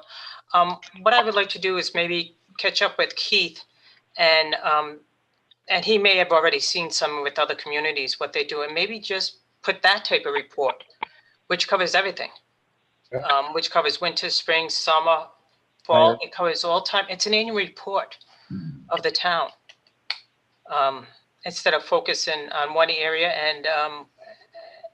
and then go from there. But let me see if I can pull up some documentations and maybe chat with Keith as to some of the documentations that I've seen with other communities, and then we can go from there. Sven, your hand up, Ken? No. Okay. Great. Anytime, Marianne. Thank you.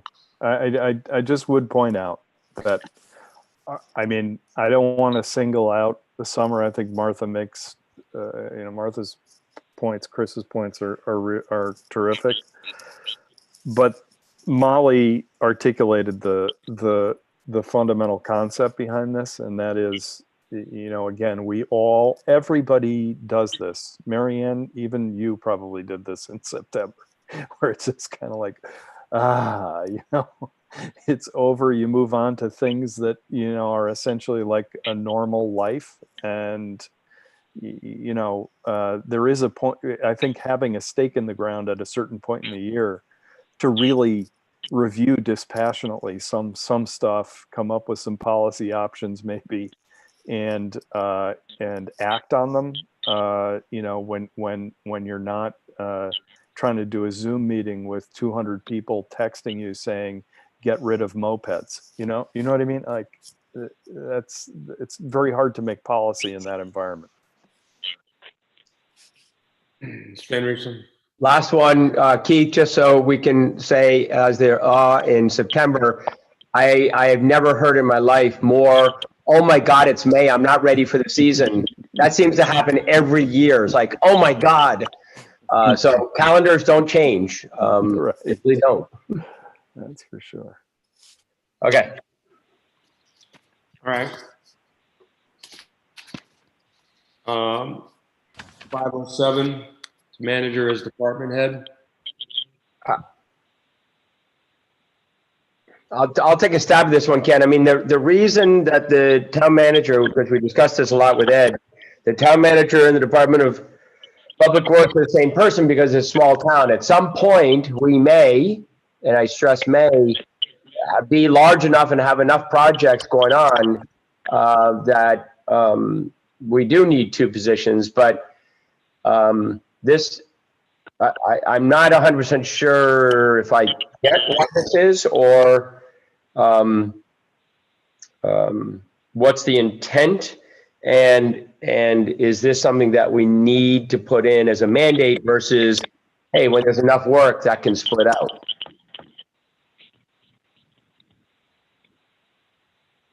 Lisa Ruff. This came from our conversation that we had with Ed Roberge and also several other members of the town hall.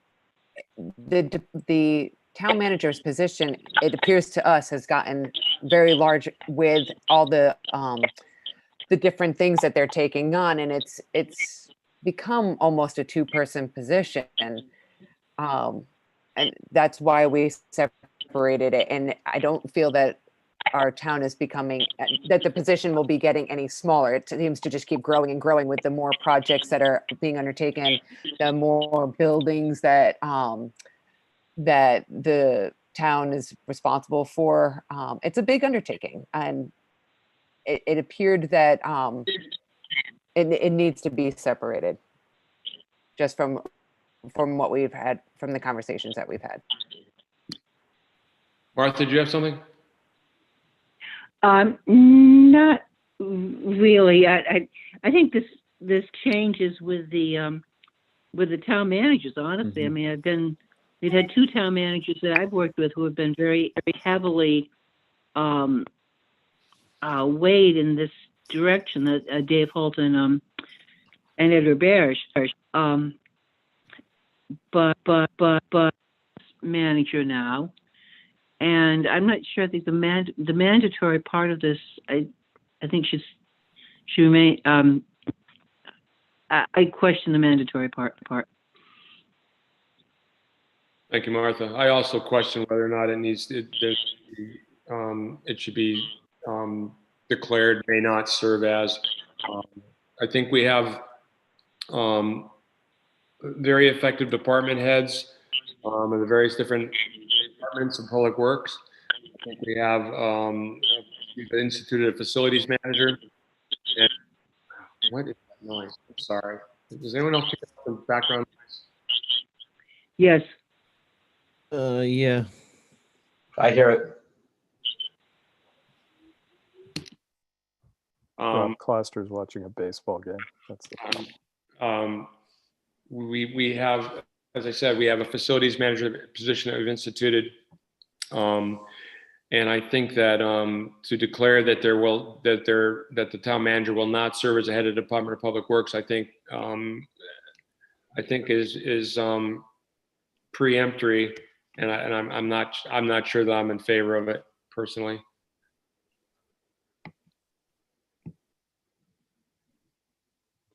Me too.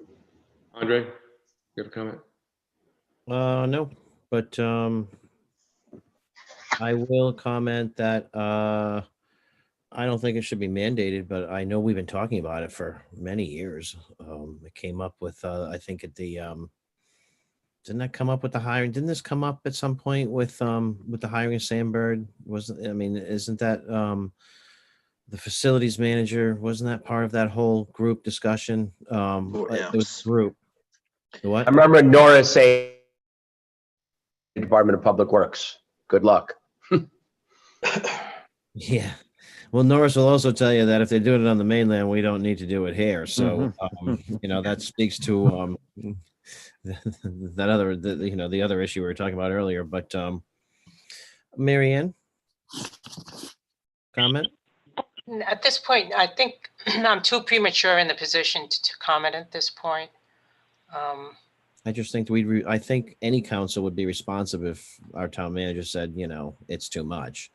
But I also want to go back, and I'm going to ask you, Mary Ann, at the end of this, if you could get together with Mary, sorry about that, Amy, to just figure out what some of these initiatives in this are going to cost the town. I mean, I don't want to say the future's based on a price tag, but I think it's important to know that some of these initiatives are going to cost money on a yearly basis. They're going to have a yearly impact on our budget. And I do think that mandating a Department of Public Works. I mean, what's the salary of a public works director right now? And I think it's pretty big, isn't it? Like, public works directors don't work for $40,000-$50,000 a year. So, that's why I would say that, I think any council would be responsive if the town manager said, I need some help. But I agree. I don't think we should mandate it at this time. But like I said, I know we've been discussing it for a long time. Right. Thank you, Andre. If I may. Chris, go ahead. Wasn't that, and I think that discussion has been coupled with the measured growth of the town, and how, as the town is growing, and it is in different ways, that it might become a necessity. I can't necessarily agree with it being a necessity right now. I know Ed Roberge's opinion, I think, was based on the long-term projection of where we were at the town planning level. I think he saw down the line that it would be a necessity, not necessarily in the immediate. I mean, that's the impression I got, but the Charter Review Committee actually was able to talk to him directly. So I can't say I agree with it being mandated, but I know at some point it's going to be a necessity, because as the infrastructure grows and changes, and this was discussed at the LCAS, was a large capital asset. Yep. That it was discussed, and the position of facility manager, it was discussed that position ultimately would most likely evolve to a director of public works, because a lot of the public works items fall under that under his purview at the moment. So I think it's important to have in there, but not mandated, because I think at some point down the line, when we're undergoing the building department's undergoing some changes, there's a lot of I think you're going to see a lot more items that require a little more scrutiny that a public works director can undertake. That was this was not a comment on anybody's skills per se. It did, as Lisa said, there were a couple of members of Charter who had been thinking quite a bit about this, and then Ed Roberge, was certainly an advocate of it. But I for my own for our own view, I think we saw a lot of significant public projects coming from the broadband installation to, not that it's a town project, but the cable reburial, the sewer, there's stuff going on all over town, and it's wonderful, and all wise investments. But when you have millions of dollars out on the street and in buildings, you're either, I think, going to pay a DPW director or you're going to pay a town engineer. And I think it's worth sort of figuring out whether if you had a DPW director, would you have to be spending money on town engineering? Just as an aside. Was it, and can I ask Keith, was that the comment that Ed made? Because I remember him saying something at that level to us. Yeah, I think so. Yeah, I think it was again long-term projection of Yeah. how the function, or not the structure of the town would be changing in the next couple of years, and it included building and public works. So all right, that kind of pulls it together for me. Yeah, and I think we're also, I mean, even our finance director, I mean, without Amy, a lot of her capacity, we wouldn't be seeing broadband where it is right now without Amy's leadership on that. So, I know traditionally, when we were smaller, we had town employees that would take on projects like that, but as we get bigger and bigger, there's just no time for that anymore. And we're going to get to the point where finance director can't shepherd a broadband project. I get that. I just don't think it's now. I think we're all in agreement on that. All right. Keith, you got that, right? Oh, no, we're not taking it out.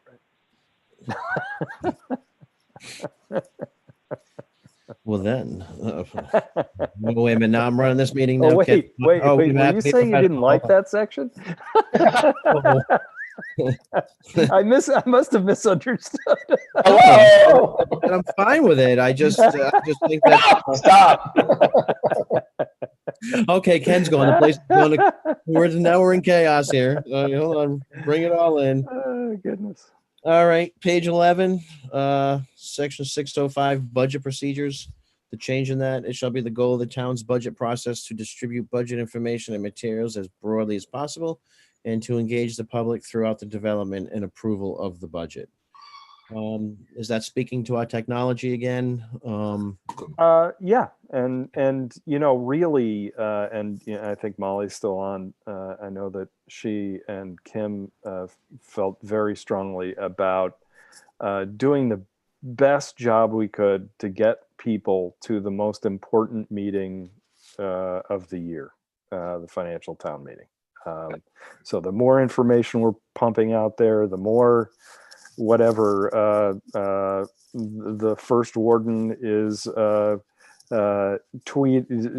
or Facebooking or whatever, saying here's where the documents are, click through to them, all that kind of stuff. Andre. Well, and not just the town meeting, but the preliminary meetings as well. I mean, that's where I find it most frustrating, where you have the discussions. I think, there's a number of things, not only technology, but getting a schedule out a lot earlier, and maybe narrowing the focus of each meeting to just a couple things instead of, we did all the town departments in one meeting, then we did all the public support in another. Like, some of those might require a little more time, and if that requires more meetings, that's fine. But I agree.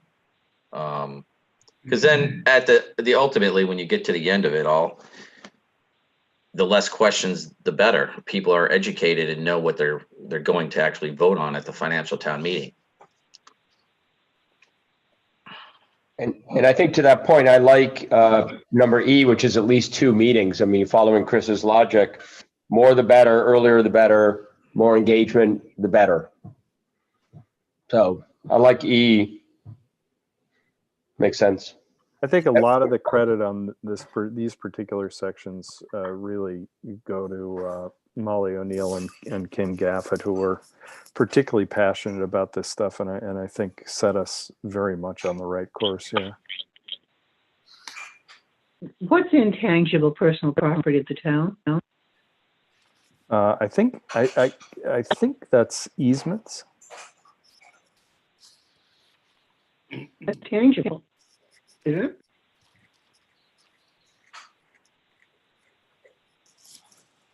Yeah, No, you can't. Go ahead. Sorry. The disposal of, I don't know. Might be worth Somebody asking. else Be worth asking Amy about that. Well, I remember Kim brought up an example of what an intangible personal property was, but I can't remember what her example was. Was it an easement, Lisa? I don't remember, but I remember it was a good example. I know. All right, we'll just go with that. We'll just go with that.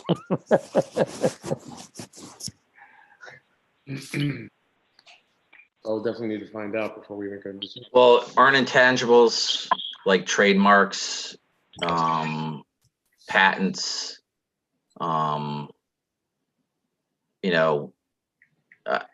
it's basically I don't know if it would apply to the town, but it's certainly not gonna hurt to have it in there. I mean, usually it's stuff like software and proprietary software or I don't know if I agree with, I think easements are actually tangible because it's property, but actually, no, maybe not. Maybe it's just access to property. That's a good question. We could just get the answer.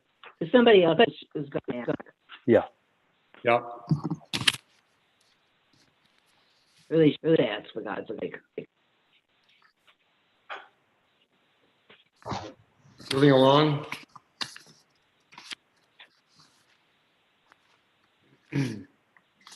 There again, we get to Article 8, departments and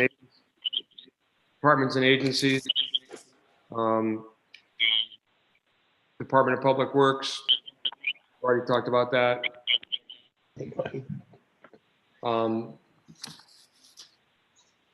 This is the one that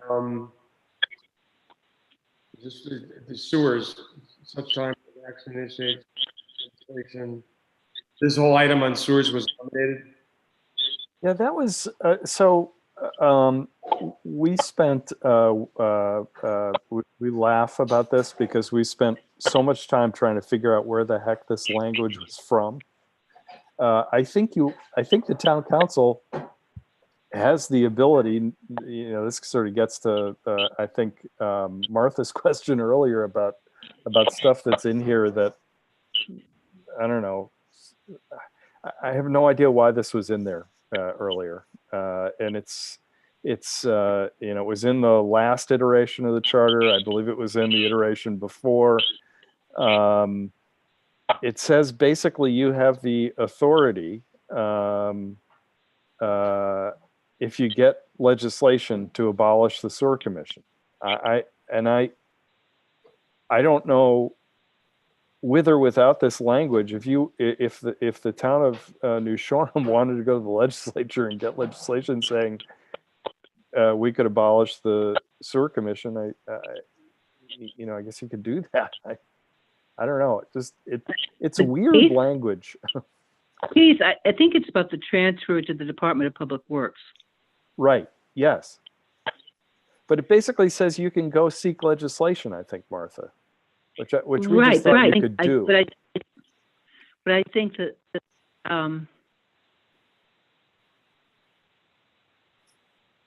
you can do it, but I think it's to facilitate the transfer of responsibilities to Public Works,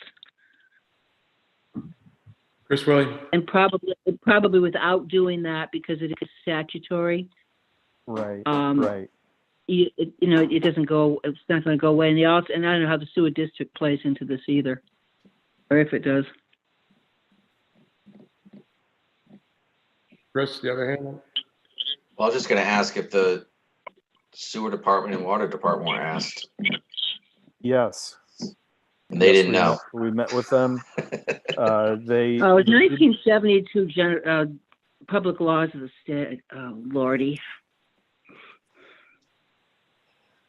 Yes, if I recall correctly, they didn't know what this was, and therefore were sort of like, "Ooh, we'd rather not have this." I don't want to put words Yeah. in Dylan's mouth, but Okay. Department of Community Development, 804. Well, back up. You can't. So you're saying that you can. I think what this is saying is that you can't put sewer into public works unless you get rid of the legislation. Isn't that what all it's saying?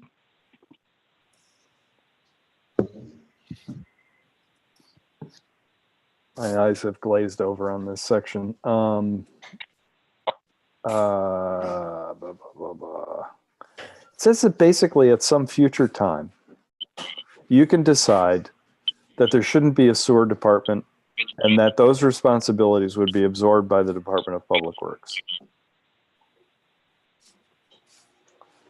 I don't know what it is that would prohibit you from doing that if there were no language in the charter that enabled you.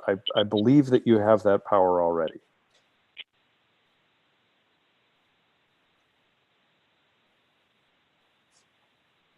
Andre? Is that presupposing we have a director of public works? No, that's the existing. No, I'm not like I'm just saying this language A that's struck through here, Andre, Yep. is the existing language of the charter. Yep. So yeah, I don't know. I think the language in the chart, the language in A was intended to facilitate the language that's been added under 801, whatever that first section is of 801.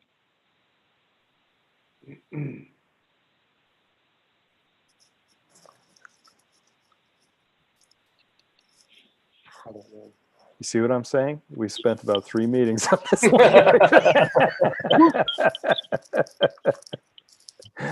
It's not that complicated. You You're know, overcomplicating things. I think you're right. Hey, is everybody getting pretty tired? Yeah. Yeah. Should we continue this, Ken, or what do you want to do? I heard Keith, who again is a volunteer on the Charter Review Committee, say my eyes are glazing over. So No, it's just on that sewer section. Oh. Thank you. I'm just laughing. It became a bit of a joke among us as you get punchy looking at language for a that year. Charter Review humor. Yeah, absolutely. We're big hitters. Well, we're not far from the end, but unless someone has anything they want to bring up about the last 2 pages. You know. What's 804 about?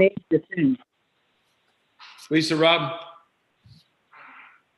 I think the thing with the sewers were, and in regards to the Department of Works, is none of us could figure out why the sewers was the main focus in there. Why were they singled out? There's no mention of the water department or any other department. And so when we met with John and Dylan, none of us understood why it needed to be there. And so Okay, we thought the best interest was just to remove it. So Lisa, I worked know in if that the sewer clarifies. back when we built the sewer. The sewer is the only one that has separate statutory language. The sewer commission was created by state statute. The water department was simply bought by the town. The water and sewer districts were legislation that came after the original enabling legislation. that allowed the initial construction, bonding, and so forth of the sewer and the establishment of the sewer commission. That's probably why, because it has its own separate legislation. So basically that wording should be left in there as a safety valve in case you want to get rid of it. Yeah, I think so. Maybe may want to reconsider that. I think we should append a transcript of this conversation to the charter so that the next charter review committee doesn't spend as much time on it as we did. Sorry. 804 and 805 were based upon a lot of work we did to try to rationalize some of the structure, not to appoint new people, but kind of. Excuse me, Keith, which numbers? 804 Department of Community Development and 805 Department of Administration and Human Services. So Okay, I've got 802 and 803.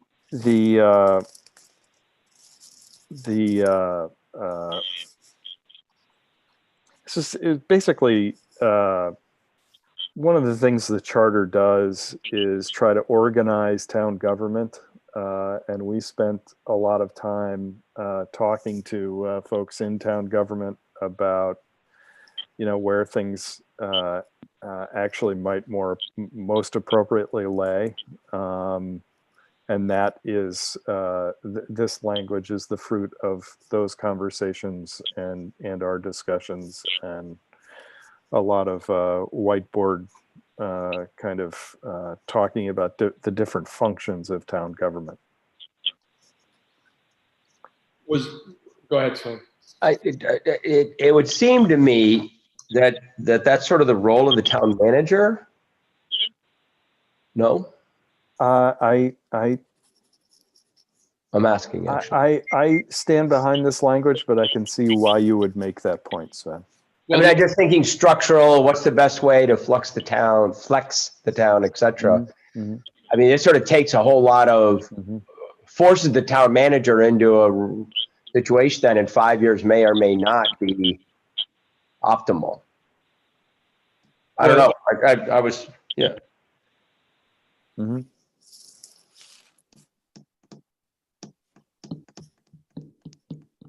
It also begs, I'm sorry, is that my computer making all that noise? I'm about ready to turn it off. Someone's is. There's a lot of Martha, background. you're lit up every time.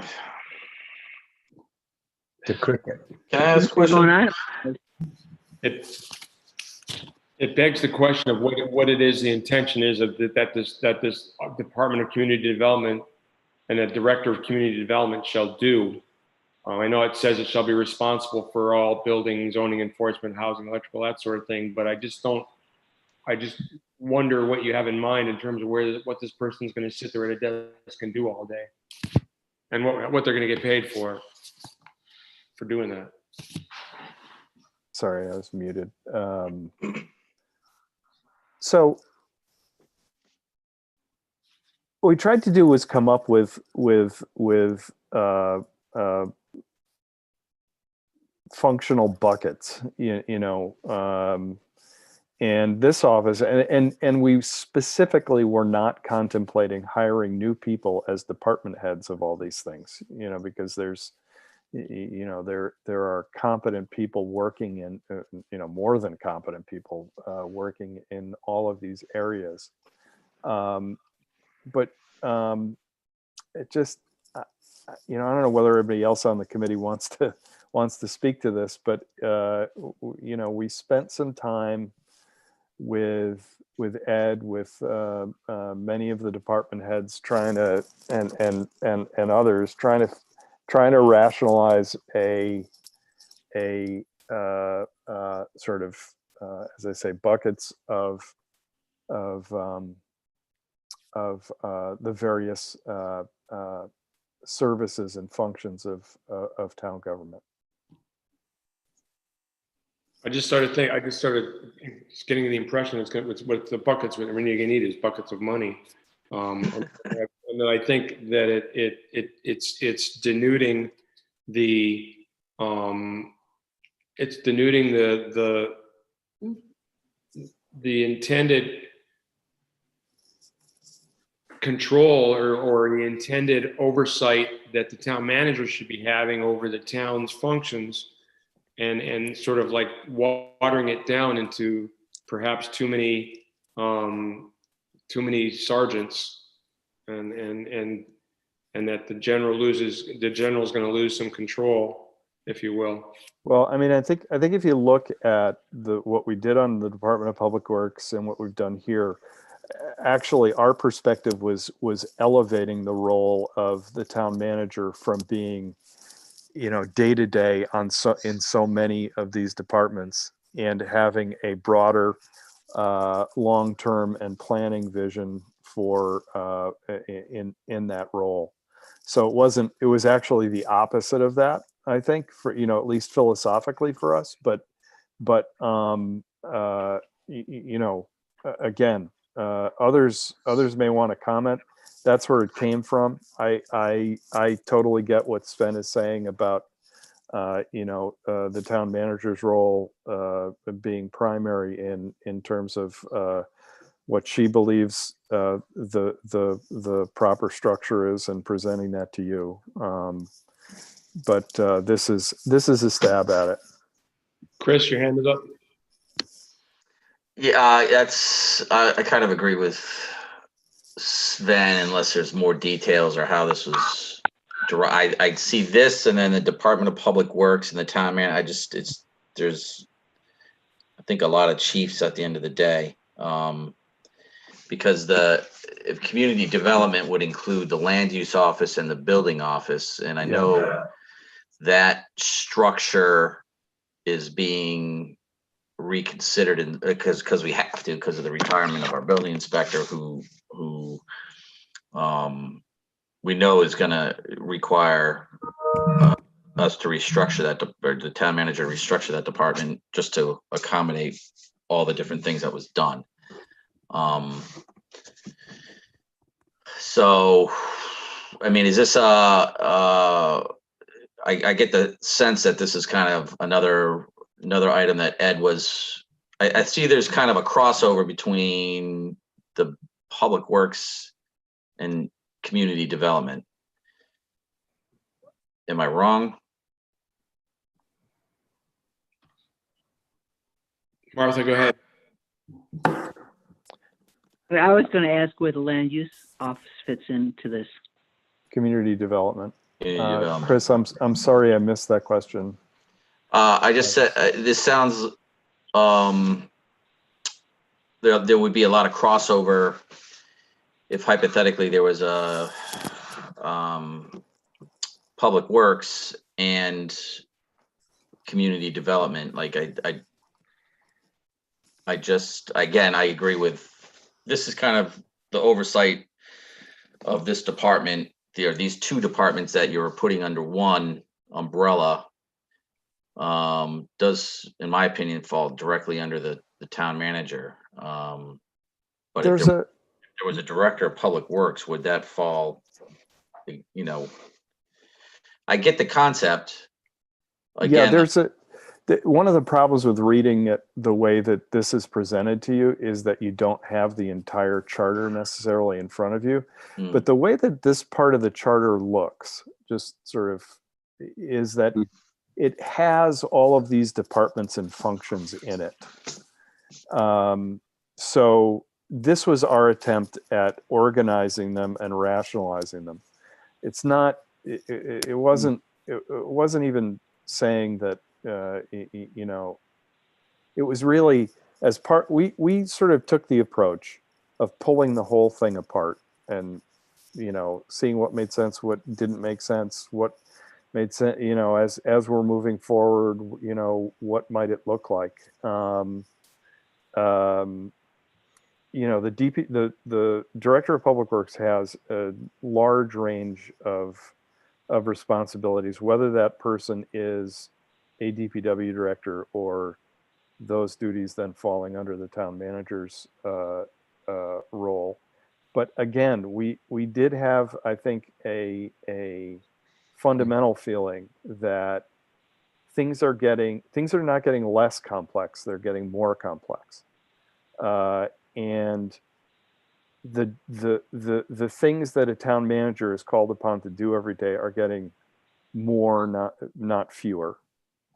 And by the way, as those things get more complex, the person you look for to be your town manager, like the person we have now, may have a different skill set than a person who is just, in quotes, a director of public works, or just, in quotes, director of human resources. That was kind of our point here. I hope that helps. I mean to ramble on too long about it. Mary Ann, go ahead. Just to bring up, it appears that we have the inspection office, as this is presented, located in two different places, and Chris Willie did touch on that. We have it currently, if you look at Article 801B, it falls under the Department of Public Works. If you look at Article 804C, it's fallen under the Community Development Office. So right now it sits in two different places. So I just bring that as a clarification point that we need to revisit at some point in time. You can't have it in two different places. Right. And what I've seen as it relates to this, the Office of Community Development, I've seen with larger communities. I've seen situations where you have two different department heads, being that of a town planner and that of a building official. With that said, I don't know if we have the need for that at this point in this community, to have two different department heads at that level. Like I said, community development, I've seen more with larger cities and communities. Also, just to touch on 805, regarding the library, I will talk to our attorney, and Keith, you may want to talk to, if you folks are meeting tomorrow with Dylan. I think there's some statutory general laws as relates to library, and that they report to the Board of Trustees. The librarian reports to the Board of Trustees, and not to, in this case, the Department of Administration, Health and Services. Right now, the librarian doesn't report to me. She reports to the Board of Trustees. So I'm not sure if we can include that language also. Right, and we talked about that, but they're town employees. Is that how that works, Marianne? Is that what I remember?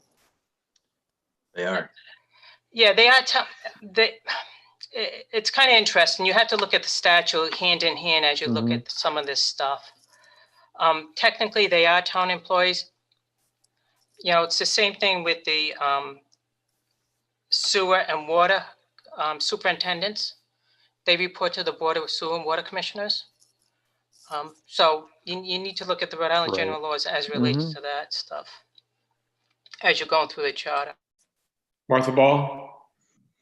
Yeah, I had a question before about how land use tied into this, but I also will have the opportunity. I was going to say the same thing about the library and the separate statutes under which the library is authorized to govern. Thank you, Martha. But land use was my question. I'm back. I'm still on community development. It was the question I asked before. I'm sorry if I didn't answer that, Martha. Would you mind asking it again? No, it's just what happened to land use under Department of Community Development? I thought we had that. It's not in, I don't think it's in the paragraph, Oh, really? Okay. or at least I didn't see the words. No. That again is a statutory position, isn't it? Keith brought up, for me at least, Keith brought up a really good point. I've been trying to build it here to see the whole charter, because I think what I'm looking at is the amendments in sequential order. And as I do that, it did help contextualize it. But I just worry that that we're not enabling the town manager to structure and build a flexible organization based on what's needed. And and to Ken's point, maybe there's some financial aspects, but I don't know. I'd love to have the town manager manage, or the Department of Public Works manage. Director of Public Works.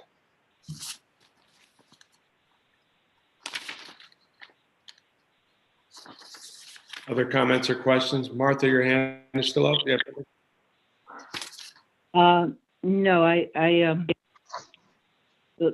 the only point I think, I'm not sure if everyone heard me, that I think that land use is a statutory requirement also, the land use officer.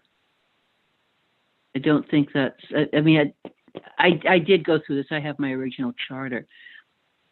But there are these, like the library, like the land use, there are statutory issues here that might sure have been completely looked upon, because you can't take the state and say, oh, you can't take only the state, like the sewer department, for example. It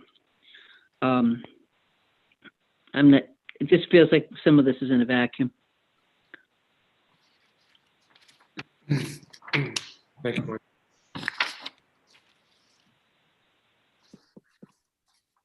Other comments? Questions? Are we going to talk about 1211? Yeah. Sorry, I may have, sorry, I guess we have 907 too. Sorry, I skipped.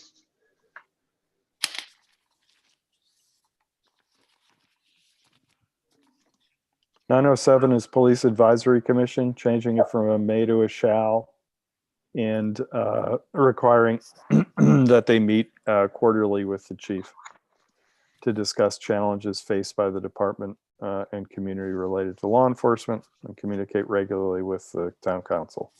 No hiring, no firing, no review, nothing like that. Just a channel for communication between the chief and the community.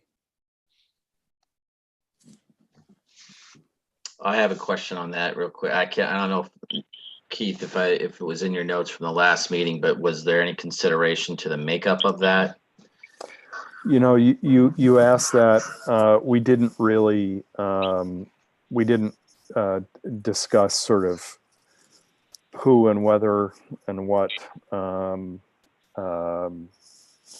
I have heard that. I mean, I think we all wanted to be careful to keep this from being a place where that's made up with people with axes to grind. You know, I think we all sort of felt maybe there was a communication gap this summer.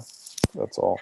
I'll be happy to, let me just, talk to the elephant in the room. This typically, when people talk about, historically anyway, and I've lived here for 28 years, but when the police commissioner, 29 years, when the police commission comes up or is brought up, it's typically when people think there's a problem, and that's kind of part and parcel to why I think there's been such an adverse connotation whenever it's brought up, and understandably, and that's what I don't think that's the point here. I think it's, and that's why I asked what the makeup is, because I think I think this is one thing that definitely should go to voters, regardless of all of our personal opinions, but I think it would be a beneficial thing if it's utilized and done correctly and has the right makeup that would benefit the community, or at least give the community an opportunity to have some dialogue, productive dialogue, and when it comes to makeup, I think obviously a town associate, I don't care if it's a councilman or the town manager or some type of representative at the town level, but someone from the school, someone that's that can represent mental health, someone that can represent our older demographic, someone that can represent our younger demographic. I think all that's important, instead of what you said earlier, Keith, is potentially a bunch of people that have an axe to grind. I don't think that's productive. But I do think the concept is, and I, you know, I agree with it. For what it's worth, we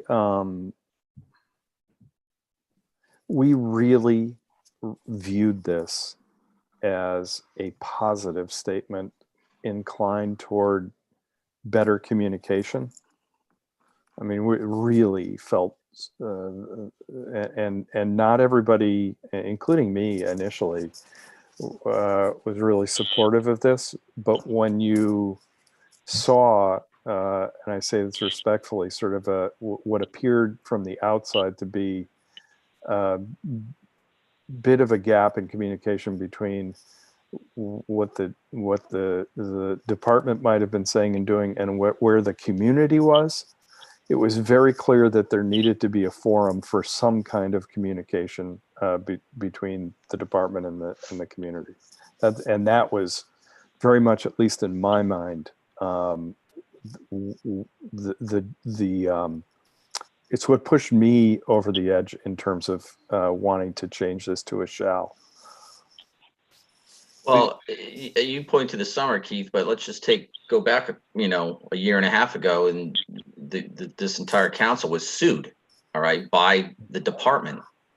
Mm-hmm. And if this forum existed, that could have been avoided. What I'm saying is it's a productive, it has the potential to be a productive force, if you would, when both sides can represent issues that each may have, or and it doesn't even have to be issues necessarily, but you know, like public just communication with the public and maybe some programming that would benefit the public that's easy to do. You know, like I talked with somebody that did I think it was Lisa Sprague when she went back when there was a mopeds and bike safety committee, and they would do like free helmet programs and things of that nature, which was proactive, and this has the potential to be proactive. And I think I think it's important now more than ever.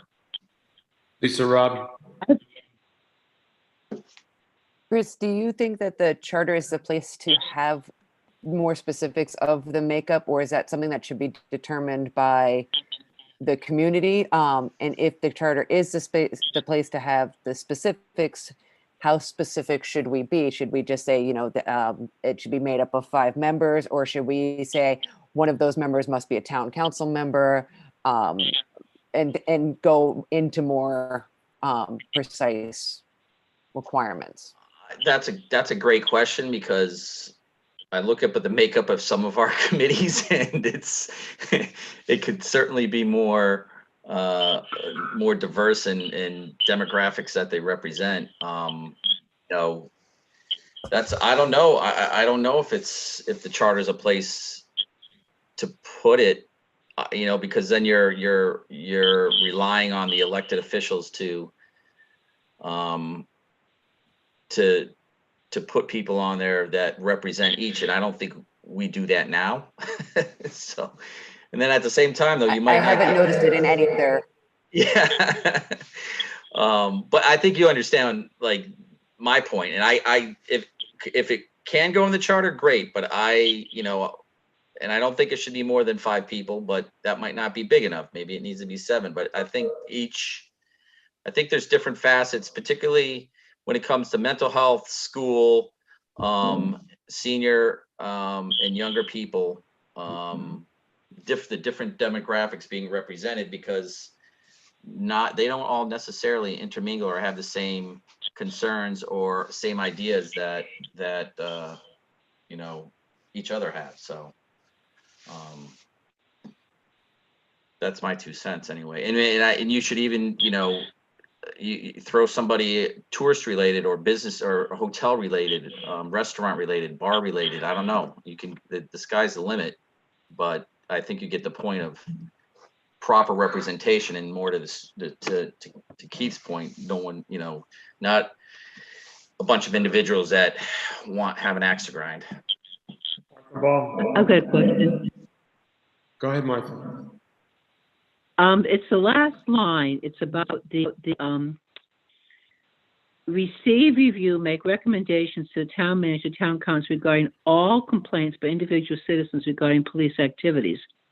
And it does have the caveat of subject to applicable state law, but does is this outdated language, outmoded language? I really think that needs to be checked. It seems a little loosey-goosey to just be having we talk about complaints against the police department, and it doesn't. It seems to be a lack of structure there. That the police department go directly. Don't they? Isn't the police chief directly answerable to the town manager? And now you're putting a layer in between. I'm glad you pointed that out. I must admit I didn't pick that up. Fenrison? I like where Chris was going on the makeup of this group. But I think that the makeup of the island changes, and this is a 10-year deal. I think I would say that the town council should be responsible for appointing, but maybe the under sub bullet to that is, hey, somebody from medical center. He mentioned mental health, town manager, etc. But I think it should fall into the town council, and the town council has got to do their job to try and get somebody younger, older, whatever that 5-person dynamic is. And I do think 5 is a good number. It's manageable. They can get a quorum. It doesn't go crazy. So just so that I'm clear for drafting purposes, are you guys saying that you would prefer to have types of people or no? I'm saying not. Okay, gotcha. I'm saying not because I just think it boxes in. I'm not sure where Chris was going, but I think it should be appointed by the town council. It is our job to make sure it's representative, with every caveat Chris said. I mean, I know that many of ours aren't representative, but we just got to push for that. I just don't think we can force it to say somebody older or somebody who has mental health. I mean, I like the idea, but I think that has to come with some form of people want to serve. Well, the other problem you have is you don't want to disenfranchise any one group. Right. Or Yeah. That's true. Yeah. That was really where I was going. Yeah. Yes. So I mean, and plus you may mandate, if you try to mandate that it have a member of a certain commission or board or a certain group on it, there may not be an individual on this crop of board members that want to serve or want to be on the police commission or have interest in it. So Right. if you can't fill it for that position from that particular group, then does it stay unfilled or what do you do? So I think I think your point, Sven, is good, that it should be, a certain number and fewer the better, 5, whatever. But it should be up to the council to fill it with those individuals that the council feels are representative enough of the community at whatever level. And make recommendations to the town manager. Sorry, Chris. Apologize. I'm trying to, was there a provision in there in the event that there is not a police advisory commission appointed? Hold on. Because this has come up. Yeah, I think in the past, it was Kim Gafford who was telling us that in the past, the town council has appointed itself as the police advisory commission. That's why I'm asking, because That's what the wording is in the charter. What's that? That's what the wording is in the charter, I believe. I don't have the original in, that's why I'm asking. I think we are the police commission unless one is appointed. Right. Well, I'm sorry, but we've been told by council that we are not, we actually can't do that. So that's why I want to know in the event, I want clarification on in the event there is not one appointed, or hypothetically, they just don't want to meet, like what happens? Like, because Right. Andre, correct me if I'm wrong, that question has been asked, hasn't it? Yeah. Oh yeah. And what was the answer? Do you remember? That we could have appointed ourselves, but we didn't. Gotcha.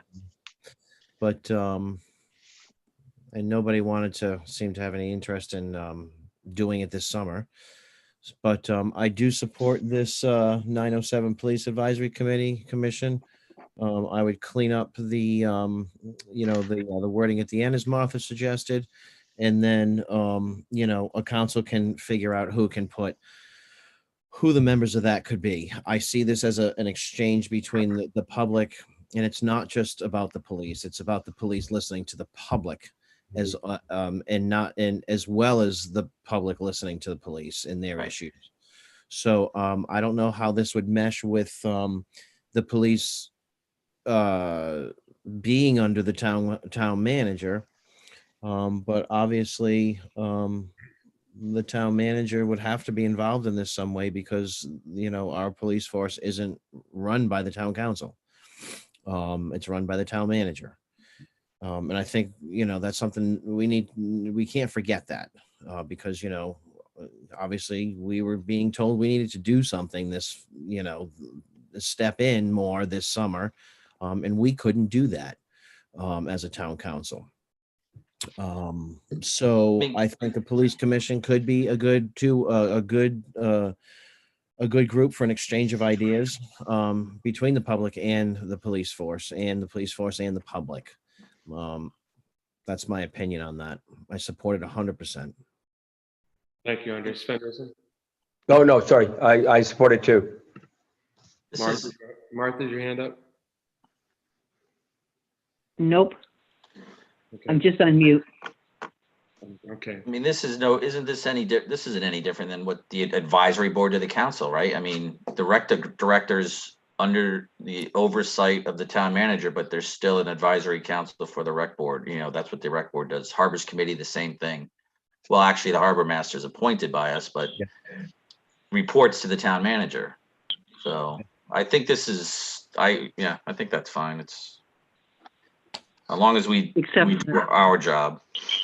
What about Margaret? Except for the last line. What about Martha's point about the last sentence? Yeah, I think I would kill council. Any thought of it? But what about receiving and reviewing complaints? You got to get another legal opinion on that one. should also be the responsibility of the commission. Without having spoken with anybody else on the committee about this, I'd be inclined to delete that last section myself. Yeah. I just don't think that's the role we're trying to. You guys can discuss that tomorrow. Yeah.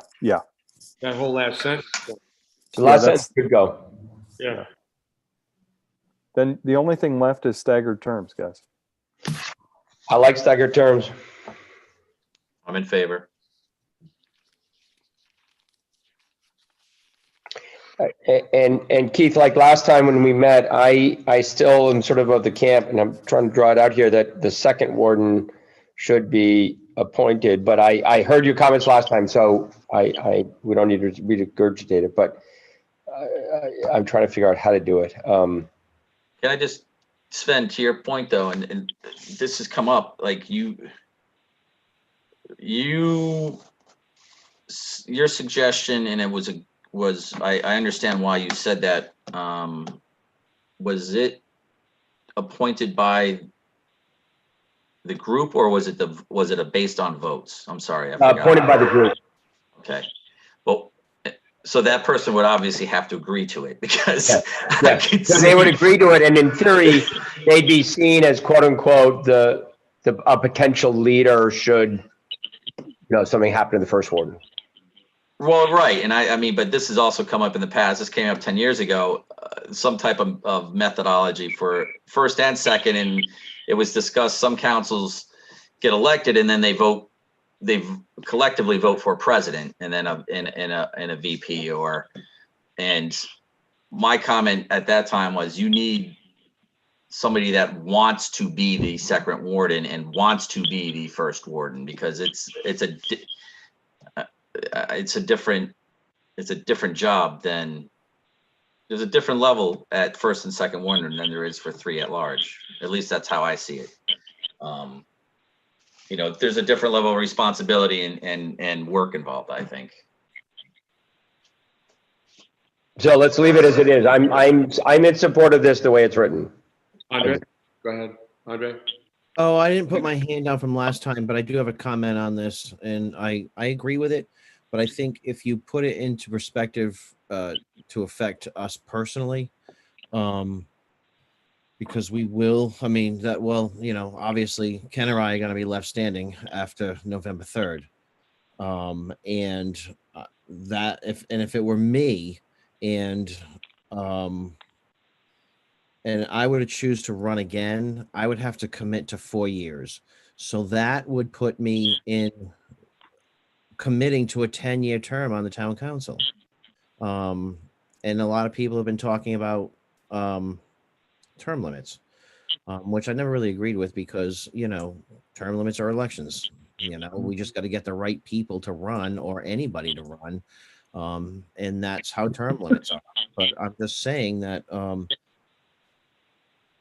I just feel 4 years, it's easy to commit to 2. Committing to 4 is a long time. So I'm just going to throw that out there. And it says, but I mean, in the end, I mean, I know this is a transition time, but Keith, maybe you can clarify. I mean, just reading through this, you town councilors declare the candidacy for either 2-year or 4-year term. So it would be a choice of the individual candidate for council only. Next time.